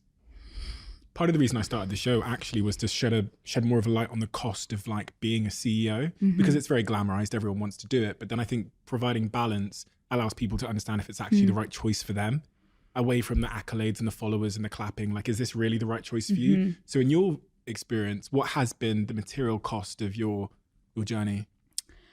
I think something I've been really struggling with is, first of all, with regard to business, I'm such a creative at heart that business-wise, I'm really trying to work on recognizing like, this has gotten so big, I need to be in these meetings. I need to be interacting with people on the business end of things. And like, my boyfriend always jokes, he's like, you're 99.9% creative all times. Like you need to dial it at least 10% to business, Alex. And I'm like, I don't need to answer the email. I'm just going to sit in the edit room and make the episode. So I think it's been a little bit of a challenge, like hiring people, personalities coming in, figuring out how to balance being the talent, the executive producer, and the CEO and the owner of a company is like Like it's a little, it almost like contradicts itself. Like things that I should be doing as the talent, the CEO shouldn't be doing. Like the conversations I'm having as the talent, I shouldn't be having, but I'm the CEO. So I'm like, I have to fire you. And then it's like, well, are you going to go tweet about me? You know, it's like so strange where most companies like that person wouldn't be a public facing person. So like, and then my people pleasing tendencies, I've kept employees longer because I'm like, I can't fire this person even though they're not doing their job because like, I don't want them to go online and say I'm a bitch. And then my therapist is like, Alex, sweetie, if you're paying someone and they're not doing their job, you have to fire them. But I'm like, so it's like I've struggled a lot with like who I'm having around me. Then on the personal side of things, I don't want to say the word exploiting, but I'm just going to say it and then I'm going to take it right back. But like exploiting my life for 4 years, there is a cost of like, I don't expect a lot of people to relate to it. It's really weird that I've talked about my sex life and my breakups and my heartbreak and friend breakups and family issues and trauma and all the things you can possibly imagine. Like that's not normal to be that open about it on the internet. So naturally, I think there's like a what's next, like always trying to one up yourself. And that can be really detrimental. And I think when I look back at the early days of Call Her Daddy, like I'm embarrassed by some of the things that I said. Not that I'm embarrassed by the product. I think it was great. But there's some things that I was like, why did I say that on the internet? Like that was mean or that was, but it was all like, I don't think people understand. Like we were being rewarded by how much crazier it was. Every week it was like, if you get crazier, the views go up, the clicks keep coming. So it was like this really diabolical feeling in your head where it's like morally, I don't know if I should be saying this, but it just keeps getting bigger the more that we keep saying wild shit. And I think in the beginning we had a handle on it. And then when we hit like episodes 50, 60, it was like throwing shit at the wall because people just wanted to see us like dance. It was like, do something crazy again this week. And that's why I have some empathy for creators that have taken it too far, where you see that line is like, they push it. Everyone loves right when you're teetering the line. They're like, oh yeah.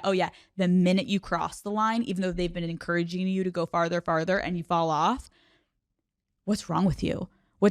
You're disgusting. Like that's awful. You're a bad person. So it's like, it's a very, very fucked up industry to be a part of because like you're rewarded for the chaos, but if it's too chaos, then you're out.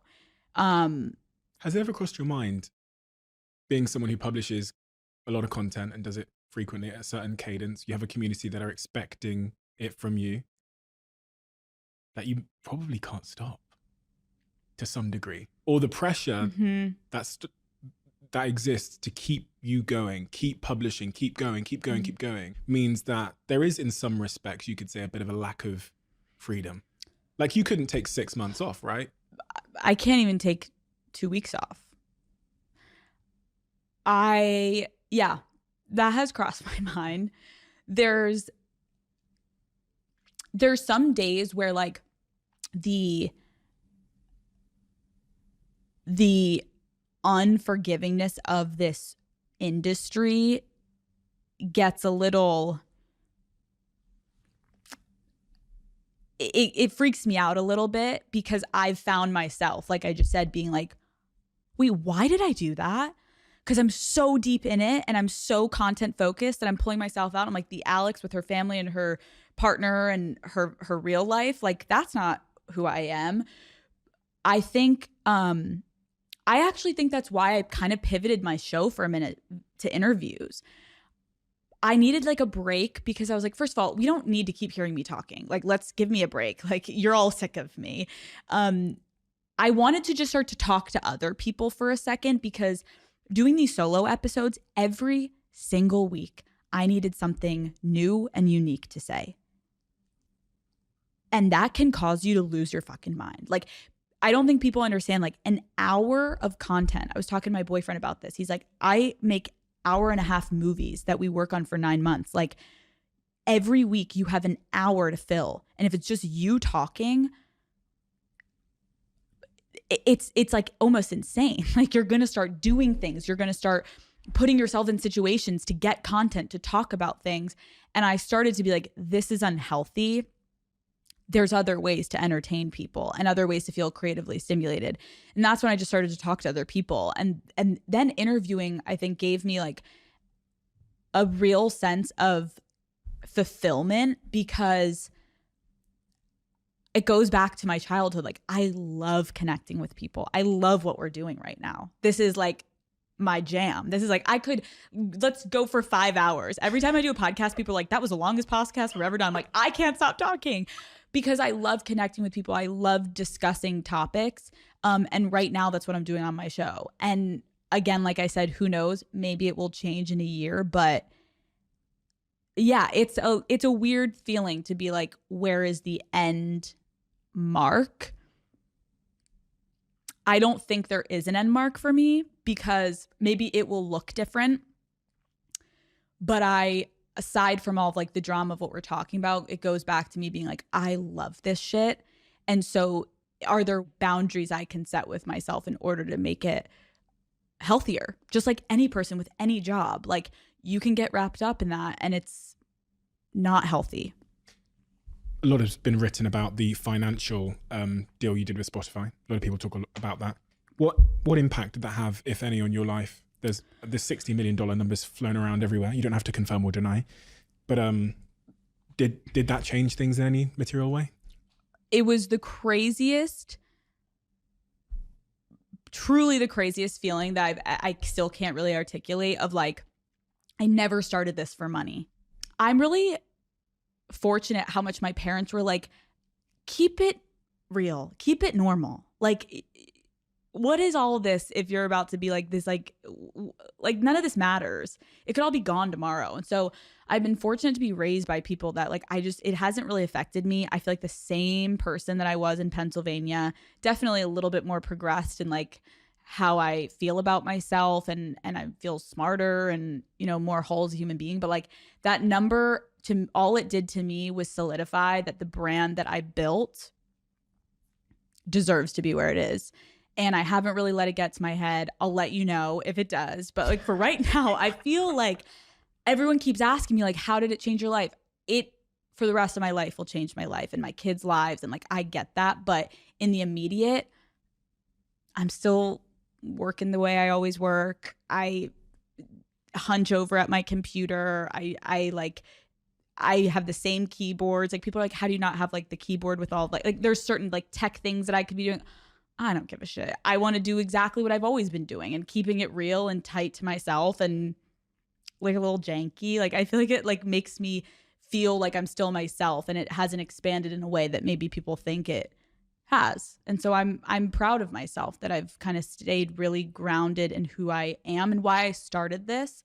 And I'm going to continue to always be cognizant of like why I started this, who I am, and none of this shit actually matters. Like, who gives a shit about a purse? Like, you could lose it. Like, I want to have real relationships. I want to be close with my family. I want to be respectful of people I'm around. I want people to like me. I want to make people happy. I want them to make me happy. I want to have fulfilling dynamics in my life. That is like the richest thing I think about me right now, is like, I've worked a lot on my relationships, and I am finally, I can say at a point where like I'm happy in my life. And that to me, like there's no number you can put on that. I don't give a shit if they took that away from me tomorrow. Well, Spotify don't, obviously, but like, you know what I mean? I'm like, it's amazing, but I still feel like the same person back in Pennsylvania. This is a conversation I've had previously with one of the very successful women on my podcast who built an exceptional business. Is there a unique dynamic when a woman becomes incredibly successful, as you have, in terms of her relationships with a man? Some of my girlfriends have often said to me that they think men can often feel emasculated a little bit when their partner is incredibly successful. Mm-hmm. Yeah.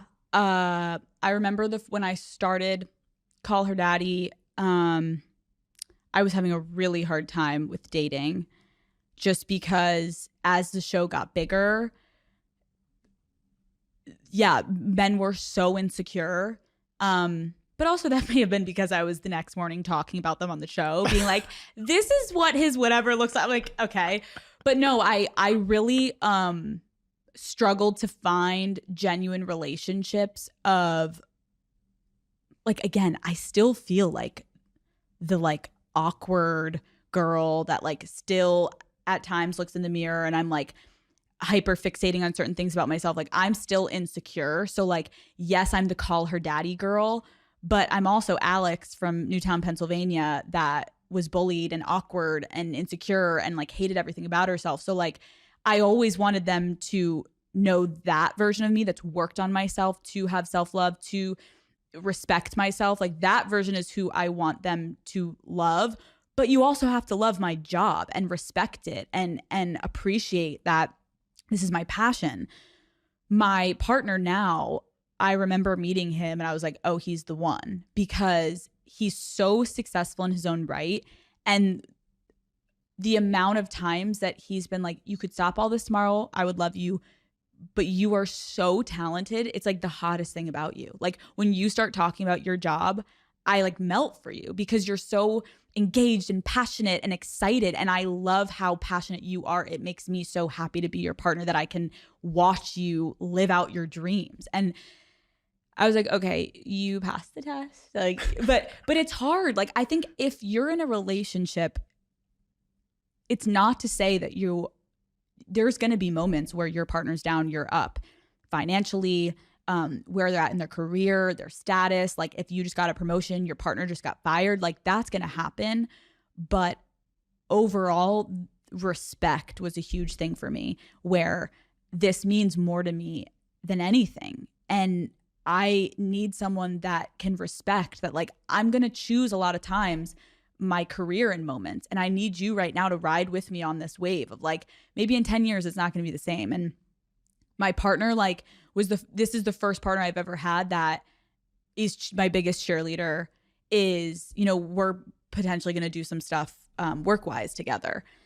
And he's like, you be the face of it. You do, like, I don't, like, this is you. Like, this is like all you. And it's so refreshing to have someone have such an intact ego that when we're going to bed at night, it's like, how was your day? How was your day? All the successes, all the issues, failures, ups and downs. We're like, we'll get through it together. And that is, I'm like, it's allowed me to probably be 10 times better at my job because I have a secure partner. I have a really great relationship. And now when I'm showing up to work, I'm feeling even more supported than just being supported by myself and my immediate family. If your partner wasn't successful in his own right, do you think it would work? I think you have to define success, because I actually had this conversation with him the other day. It's not about money. It's about, I couldn't be with someone that wasn't passionate about something, that didn't have their own sense of identity, their own sense of drive and want. That doesn't work for me because I'm a very passionate person where like I've been on dates with guys where I'm like, I get it. Like you don't feel when I'm like electric when I talk about my job. And I think that's okay. I need someone that equally has something in their life that they feel so driven and pulled by that it allows two individuals to come and make a great couple, but we got our own things. And so I don't give a shit if he's not making money. If it's every single day he's waking up working for a nonprofit and is like, I'm going to change the world, go off. Absolutely. Love that. It's success to me is more that like you're successful in working towards something that you're so passionate about that it does consume you at times. Because I'm a workaholic and like I can't have someone that's like, I just want to chill. Like, and there's nothing wrong with that. I'm just a really aggressive motherfucker. And I'm like, I need to be working and I want to be fulfilled, and I am fulfilled by my job. So it doesn't have to be your job, but you have to be successful in life of what you're aiming towards achieving. You have to have some type of achievement, some type of passion, some type of purpose, or else we're not going to have too much to talk about because I can't shut up. So like, yeah. Even if it's like, you're a teacher and you love what you're doing. You're changing these kids' lives. You're showing up amazing. It's just you have to have something, because I've clearly got something, and it's my baby, and it's Call Her Daddy. You've clearly got something, that's for sure. I told you a second ago that guests, when they leave here, they write a question in the diary. What we did, because the conversations we have here tend to lean more towards the vulnerable side of people, is we turn them into these little cards so you can play at home. And no one's ever seen the question, who's written the questions. They don't know who's written them, and they don't know what the questions are. But this box has a couple of questions, and I've taken about 60 of them out, but I've picked a couple for you. Okay. So I'm going to slide it across the table. All right, Stephen, here we go. And I would like you to pick a question out of the conversation cards. Okay.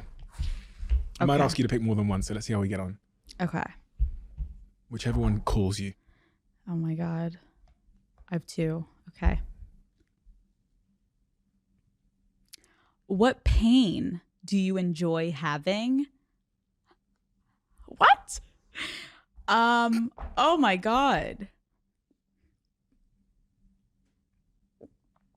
We don't want to be demonetized on YouTube, so just Oh, right, YouTube. Oh, I've cursed too many times. no, Leave that out. no, I know it's fine. Gotta The leave cursing's that out. fine. The cursing's fine. I mean, I'm concerned about what you're. You're like the Call Her Daddy girl's about to tell me some pain she's experienced. No. I'm gonna get deeper than that. No pun intended. My God. YouTube.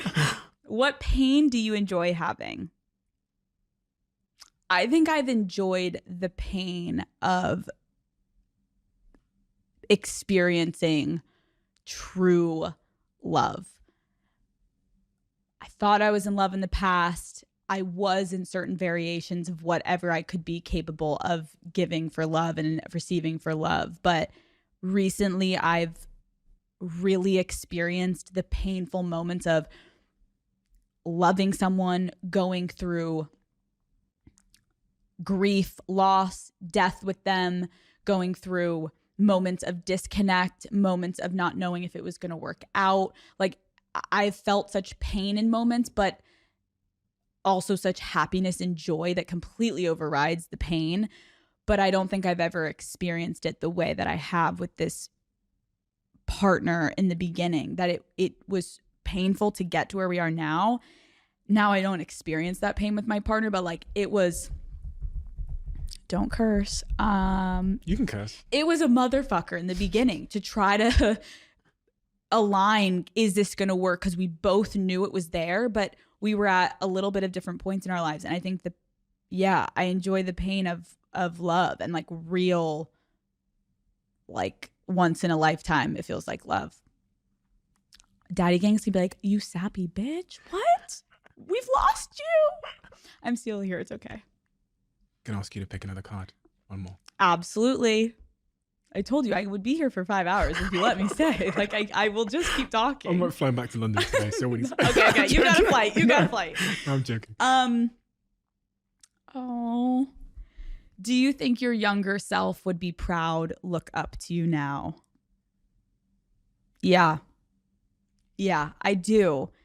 Which is so crazy. If anything, I wish I could have shown my younger self in those really, really dark moments, like, bitch, you got this. Like, look what you're about to do. Like, just wait, hang in there. I think I would be so proud of myself because I've stayed honest with myself. I've stayed loyal to what I've wanted, and I've gone for it. I've taken a lot of risks, and I've put myself out there, which was not something I liked to do when I was younger. So I think my younger self would be like, damn, we did it. That phone that I proverbially slid you earlier on, I said to call your ex-business partner if you had 30 seconds. Mm-hmm. If I slid you that phone now and I said, you can have a conversation with 8, 10, 12-year-old Alex Cooper, and you can say anything to her and you've got 60 seconds to say it to her. Slide you the phone, you call her, what do you say? I know right now it feels like there's no getting out of the pain. I know you feel so alone. You feel unseen. You feel unloved. You feel unworthy. But I promise you, every single thing you're going through right now is going to build you into the person that you're going to be so proud to be in the future. And it's worth it. Hang in there. Ask for help. You don't have to do everything alone. And I love you.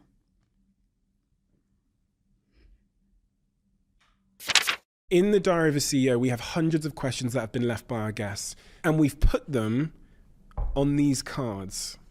And on these cards, you have the question that's been left in the Diary of a CEO, the name of the person who wrote the question. And if you turn it over, there's a QR code.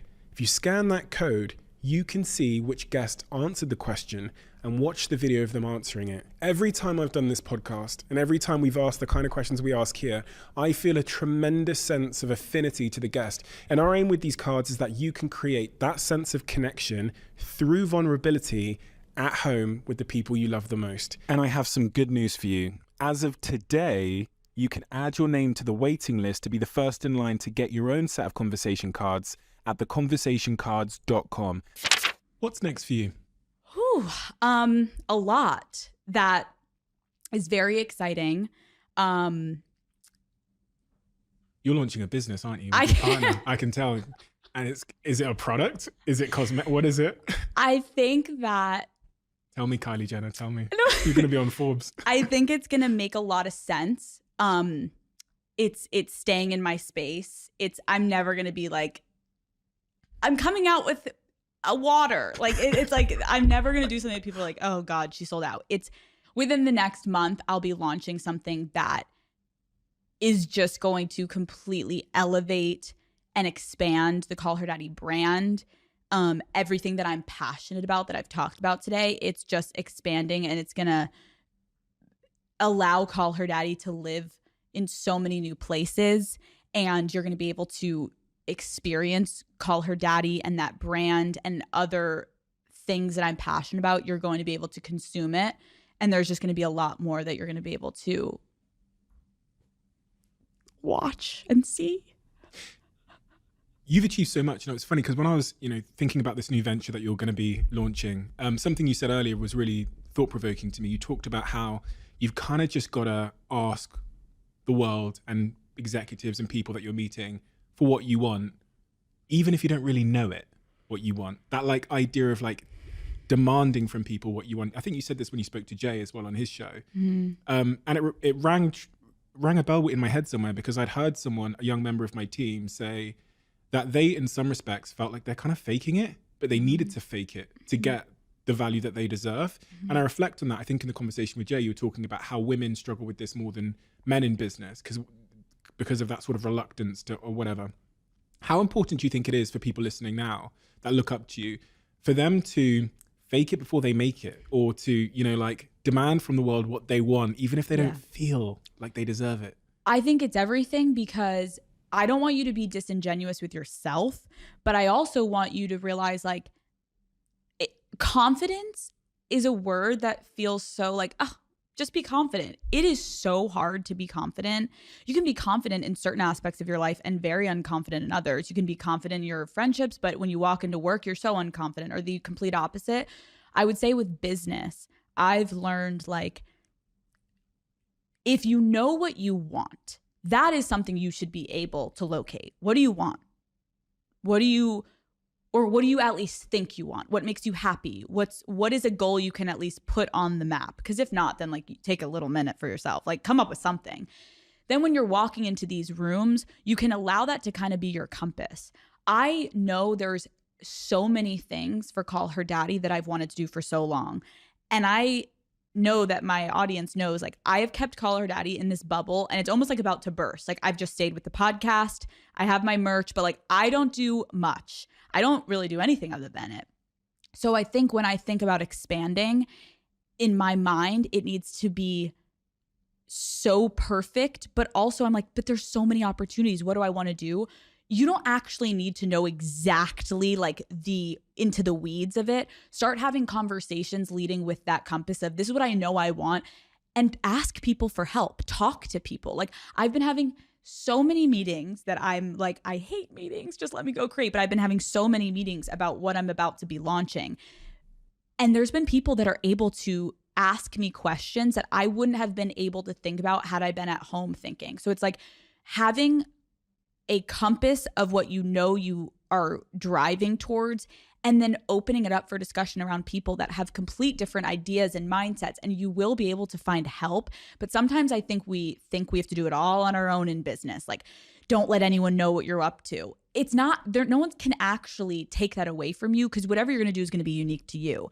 But I do think I had a hard time asking for help. And now finally I'm having meetings with people that are so brilliant, and they're allowing me to think past what my brain was only able to see. And now it's opened up a world. So anyone in business, don't be afraid to even have like hey, can I pick your mind for like a little bit? Like, let's go to a coffee. I just have like some questions I want to ask you. All of a sudden you're going to leave there and you're going to either know more about what you want to do, or it could have completely spun you in a different direction. Either way, you're going to take something positive from it. But I think a lot of times in business, especially as women, it's like, be hush hush. Like, don't let anyone know what you're doing. Like, I think it's, yes, of course, keep close to the chest of like an IP that you're working on that like someone can't steal and you haven't trademarked or something, but like open yourself up to other people helping you. You don't have to do it all on your own. Directionally, then, you're talking about the compass there. Directionally, what does Alex Cooper want? I think I really am looking forward to doing what I always wanted to do, producing and directing. I didn't intend to be an on-host talent. Let me be so clear. I remember in college, my professors were like, you should be like a sports announcer. And I was like, no. And like, nothing against sports announcers. I just knew in my bones, I was like, I don't want to do that. I don't want to, like, I always wanted to be behind the camera. Then it just so happened that I'm in front of it. And like, I'm like, oh, I do like it. But I'm like producing myself as I'm talking right now. Like, I'm naturally more of a producer than just like a talent. So I think what I want to be able to do is to explore past just the immediate producing of a podcast. What else can I produce? Ooh, sounds like a media company or something, or a studio, the Alex Cooper. It's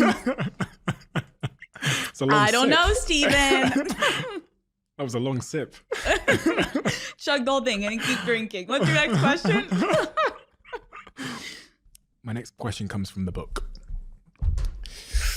Let's see what has been left for you. The guests never know who they're leaving it for. What is one thing in your life that is currently hindering your happiness, and what will you do to rectify it? This is really weird, but I had something that was hindering my life a little bit and my happiness. And I spent the whole past weekend just trying to figure out, like, how do I, can I say this? There was something that I was not, someone in my life that was really bringing negativity to my life. And I've worked on boundaries with my therapist. And then my therapist's classic line is like, you love to set a boundary and you hate to maintain it. And I'm like, fuck. She's like, you're so good at being like, boundary. And then a week later, I'm like, how's the boundary? And you're like, it's gone. I'm like, oh God.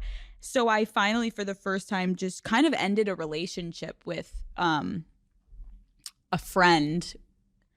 It was really just like negative and toxic. And it just was like, I felt that like weight that you're like, oh my God, I'm waking up and thinking about this. Like, this is so negative in my life. And I was able to kind of put an end gracefully to a situation that clearly wasn't making either of us happy. And I was so proud of myself because, oh, trust me, I was like replaying the conversation, like practicing in front of my boyfriend, like, how do I say this? Like, confrontation to me, I'd rather flip backwards and go into a different stratosphere than have confrontation. But I was proud of myself because I was feeling really, really icky about the situation. And I had a conversation that was kind of beautiful and ended a really toxic situation. Cheers. Not easy. Difficult conversations. You know, people ask me this question all the time because I'm a podcaster. They always say, and I'm sure you get asked this so often that you're fucking sick of it and you have a pre-written answer, but I'm just personally interested. What to you now makes for a perfect interview on your show? Like, what are the core components of just a really great Call Her Daddy interview? What are you looking for from the guest? I'm looking for them first and foremost to show up with an open mind. I told you before this, I was like, someone I just recorded with was like, everyone in the morning before I came and filmed with you was like, do you want a cocktail? Do you need a drink? And the woman was like, why do I need a cocktail? Like, you're freaking me out. Like, I think Call Her Daddy has now set a standard of like, we're going to go there. We're going to have really open, honest conversations. So I think I want people to come open-minded of, I'm not trying to exploit you or exploit your life. I'm actually in long form trying to get to know you as a whole human being. And that's why I really respect your show. And you're so good at what you do because you're just listening and you're trying to pivot with them to understand who they are and what makes them them. So I think coming in open-minded is the first bit, because I think there's a lot online for Call Her Daddy that people are like, here we go, like this is about to get wild. I think the second thing is someone that is willing to express things that maybe they're not even comfortable saying or they haven't even fully thought out, because I feel like the show does a great job of holding someone in a space of like, we'll work through it, like say it and then let's like backtrack, and I'm never going to let someone say something that's wild and then they're like, I didn't give context. Like, we'll get the context. So I think someone that's willing to just speak very frankly and openly. I think sometimes especially celebrities have been burned so many times in media that they are really closed off, and I actually think it does a disservice to them because then they come off more rigid or more unlikable or, you know, less authentic. And so I think my goal is always to have someone basically trust me, which is wild. They are meeting me usually for the first time ever when they sit down with me. And I think that I've been able somehow to gain this rapport with people in the first like 2 minutes before we actually start, where I think they feel like, she's definitely not what I thought. I think when you meet me in person, it's very different than what you see online. I think people immediately soften and are like, oh, wait, like this feels different than what I expected. And then I just ask that they trust me, that I'm really here to have a really exciting and interesting conversation. And I'm not trying to ruin your life. And let's see where it goes. But most of the time when people then come and are vulnerable and open and are willing to go there, that's what makes the best episode. We're all going through most of the same shit, themes wise, different levels. But the human emotion is the human emotion. I don't care if you're sitting in one country or the other, or it's all going to be different, but it is all relatively similar, that we can at least be like, I can kind of connect to that. I can kind of connect that. That's always the goal. It's like, just speak and I'll do the job to wrap it in a bow to make sure that everyone feels somehow connected to this person. Where's your line in terms of, earlier on you said it took you a while to share with your audience that you had been bullied when you were younger. Mm-hmm. Do you still have things now where you go, I'm not quite ready to share that yet, or I'm thinking about sharing this part of my life with my audience? Yeah, I mean, I've been like really open. I do think there's a couple things that I am only just keeping more close to the chest because I want to formulate them with a little bit more insight than just an immediate throw it up. Like, I think that the podcasting is amazing because I can sit for an hour and talk. So I think it's way more stimulating to hear someone speak from, in the first day that it happened to me, I was dealing with this. A month later, I felt like this. So I think there's a couple things in my life that I'm just trying to experience a little bit more before I speak on it. Anything off limits? No.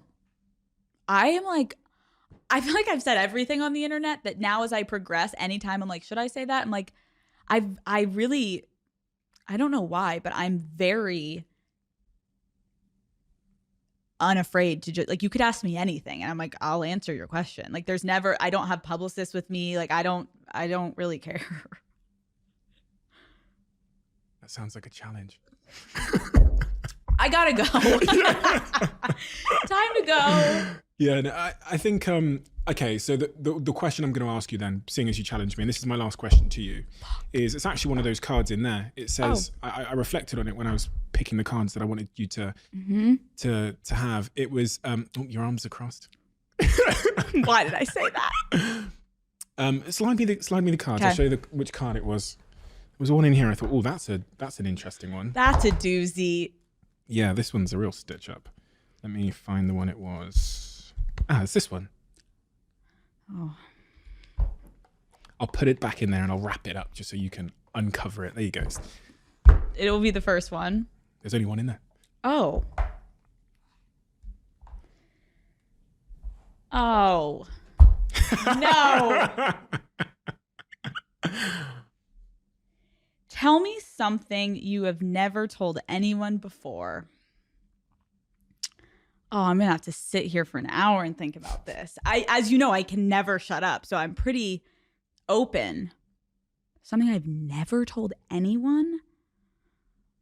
Oh my God. I don't know if this is going to be anticlimactic, but I would say that I don't think I ever express how as great as everything I've been talking about is, like, that my career scares me at times. Like, I don't think I've ever said that out loud to anyone because I think I come off with like a lot of confidence and I love what I do, but like it's scary in moments. How do I explain this and like take this out of my brain? Like, we live one life, we're here, and I'm kind of like, this is what I chose to do.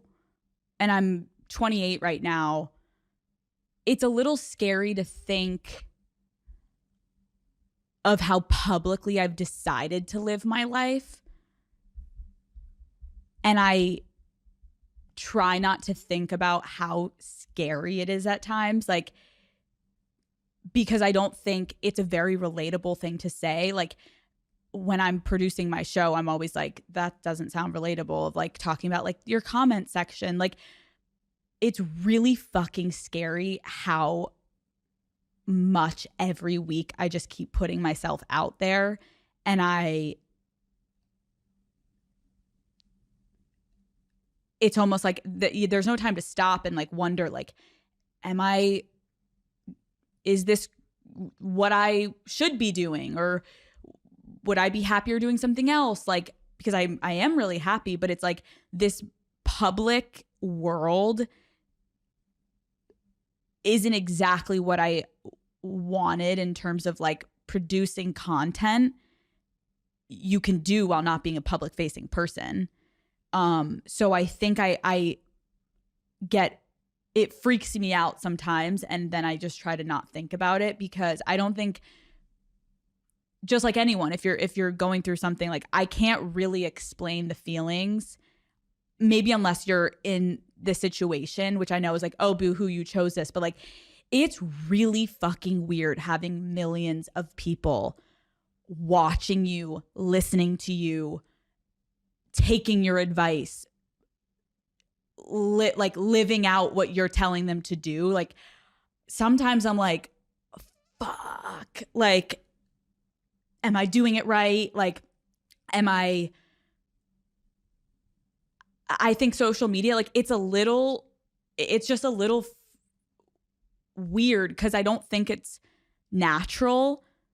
So I just struggle sometimes with that. This is really fucking scary.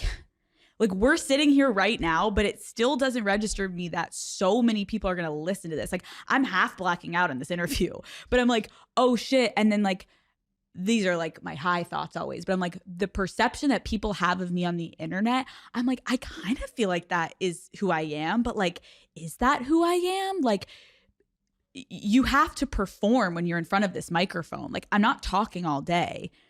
Contrary to what I've said, I never shut the fuck up, but like, it just is a little unnatural. And so it's scary to reflect sometimes and be like, have I taken this too far? Like, what am I doing? And then the other side of me is like, go, like you're living your dream, like get after it. But I'm like, but like, would it be better if all these people weren't watching and I picked something a little bit more behind the scenes? I don't know. I have to figure that out, but it's scary as hell. It's hard to undo, right? Because it's also intoxicating and it's addicting and it's unrelenting every single week. What's the new episode? What's the new episode? You put out one that people don't like to guess. That was shit. What's your next one? You're like, oh my God. And it's like not a normal job to have to be like, please, give. Oh my God, be better. Get the next one. Like make sure it has this many views. You're literally like, what? Like in bed at night, I'm like, what is the next thing? And so it's like thrilling and exciting as hell as a creator, but also as a human being. It's scary. How are you truly feeling? Right now in this moment or Yeah. in life? In life. I'm really happy. I really am like probably the happiest I've ever been. And I think that's probably why I'm able to be just so like all over the place open right now, because I love to though think about what's next. What am I doing? But I feel very happy. And if you had asked me that like 8 months ago, I'd be like, no.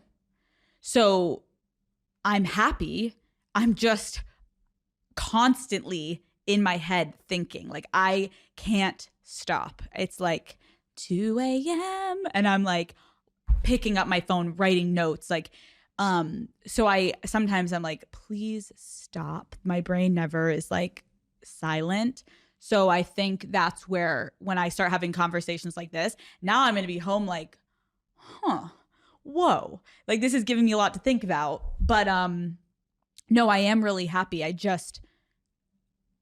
This job is very fucking weird. So I'm trying to figure it out. I'm 28. I've been doing this for only 4 years publicly, which it seems like it's been a lifetime. Literally, it feels like I feel like I've been doing this my whole life. And then to think of how big the show is and how many millions of people are watching me every day. And I'm like, I've been doing this for 4 years.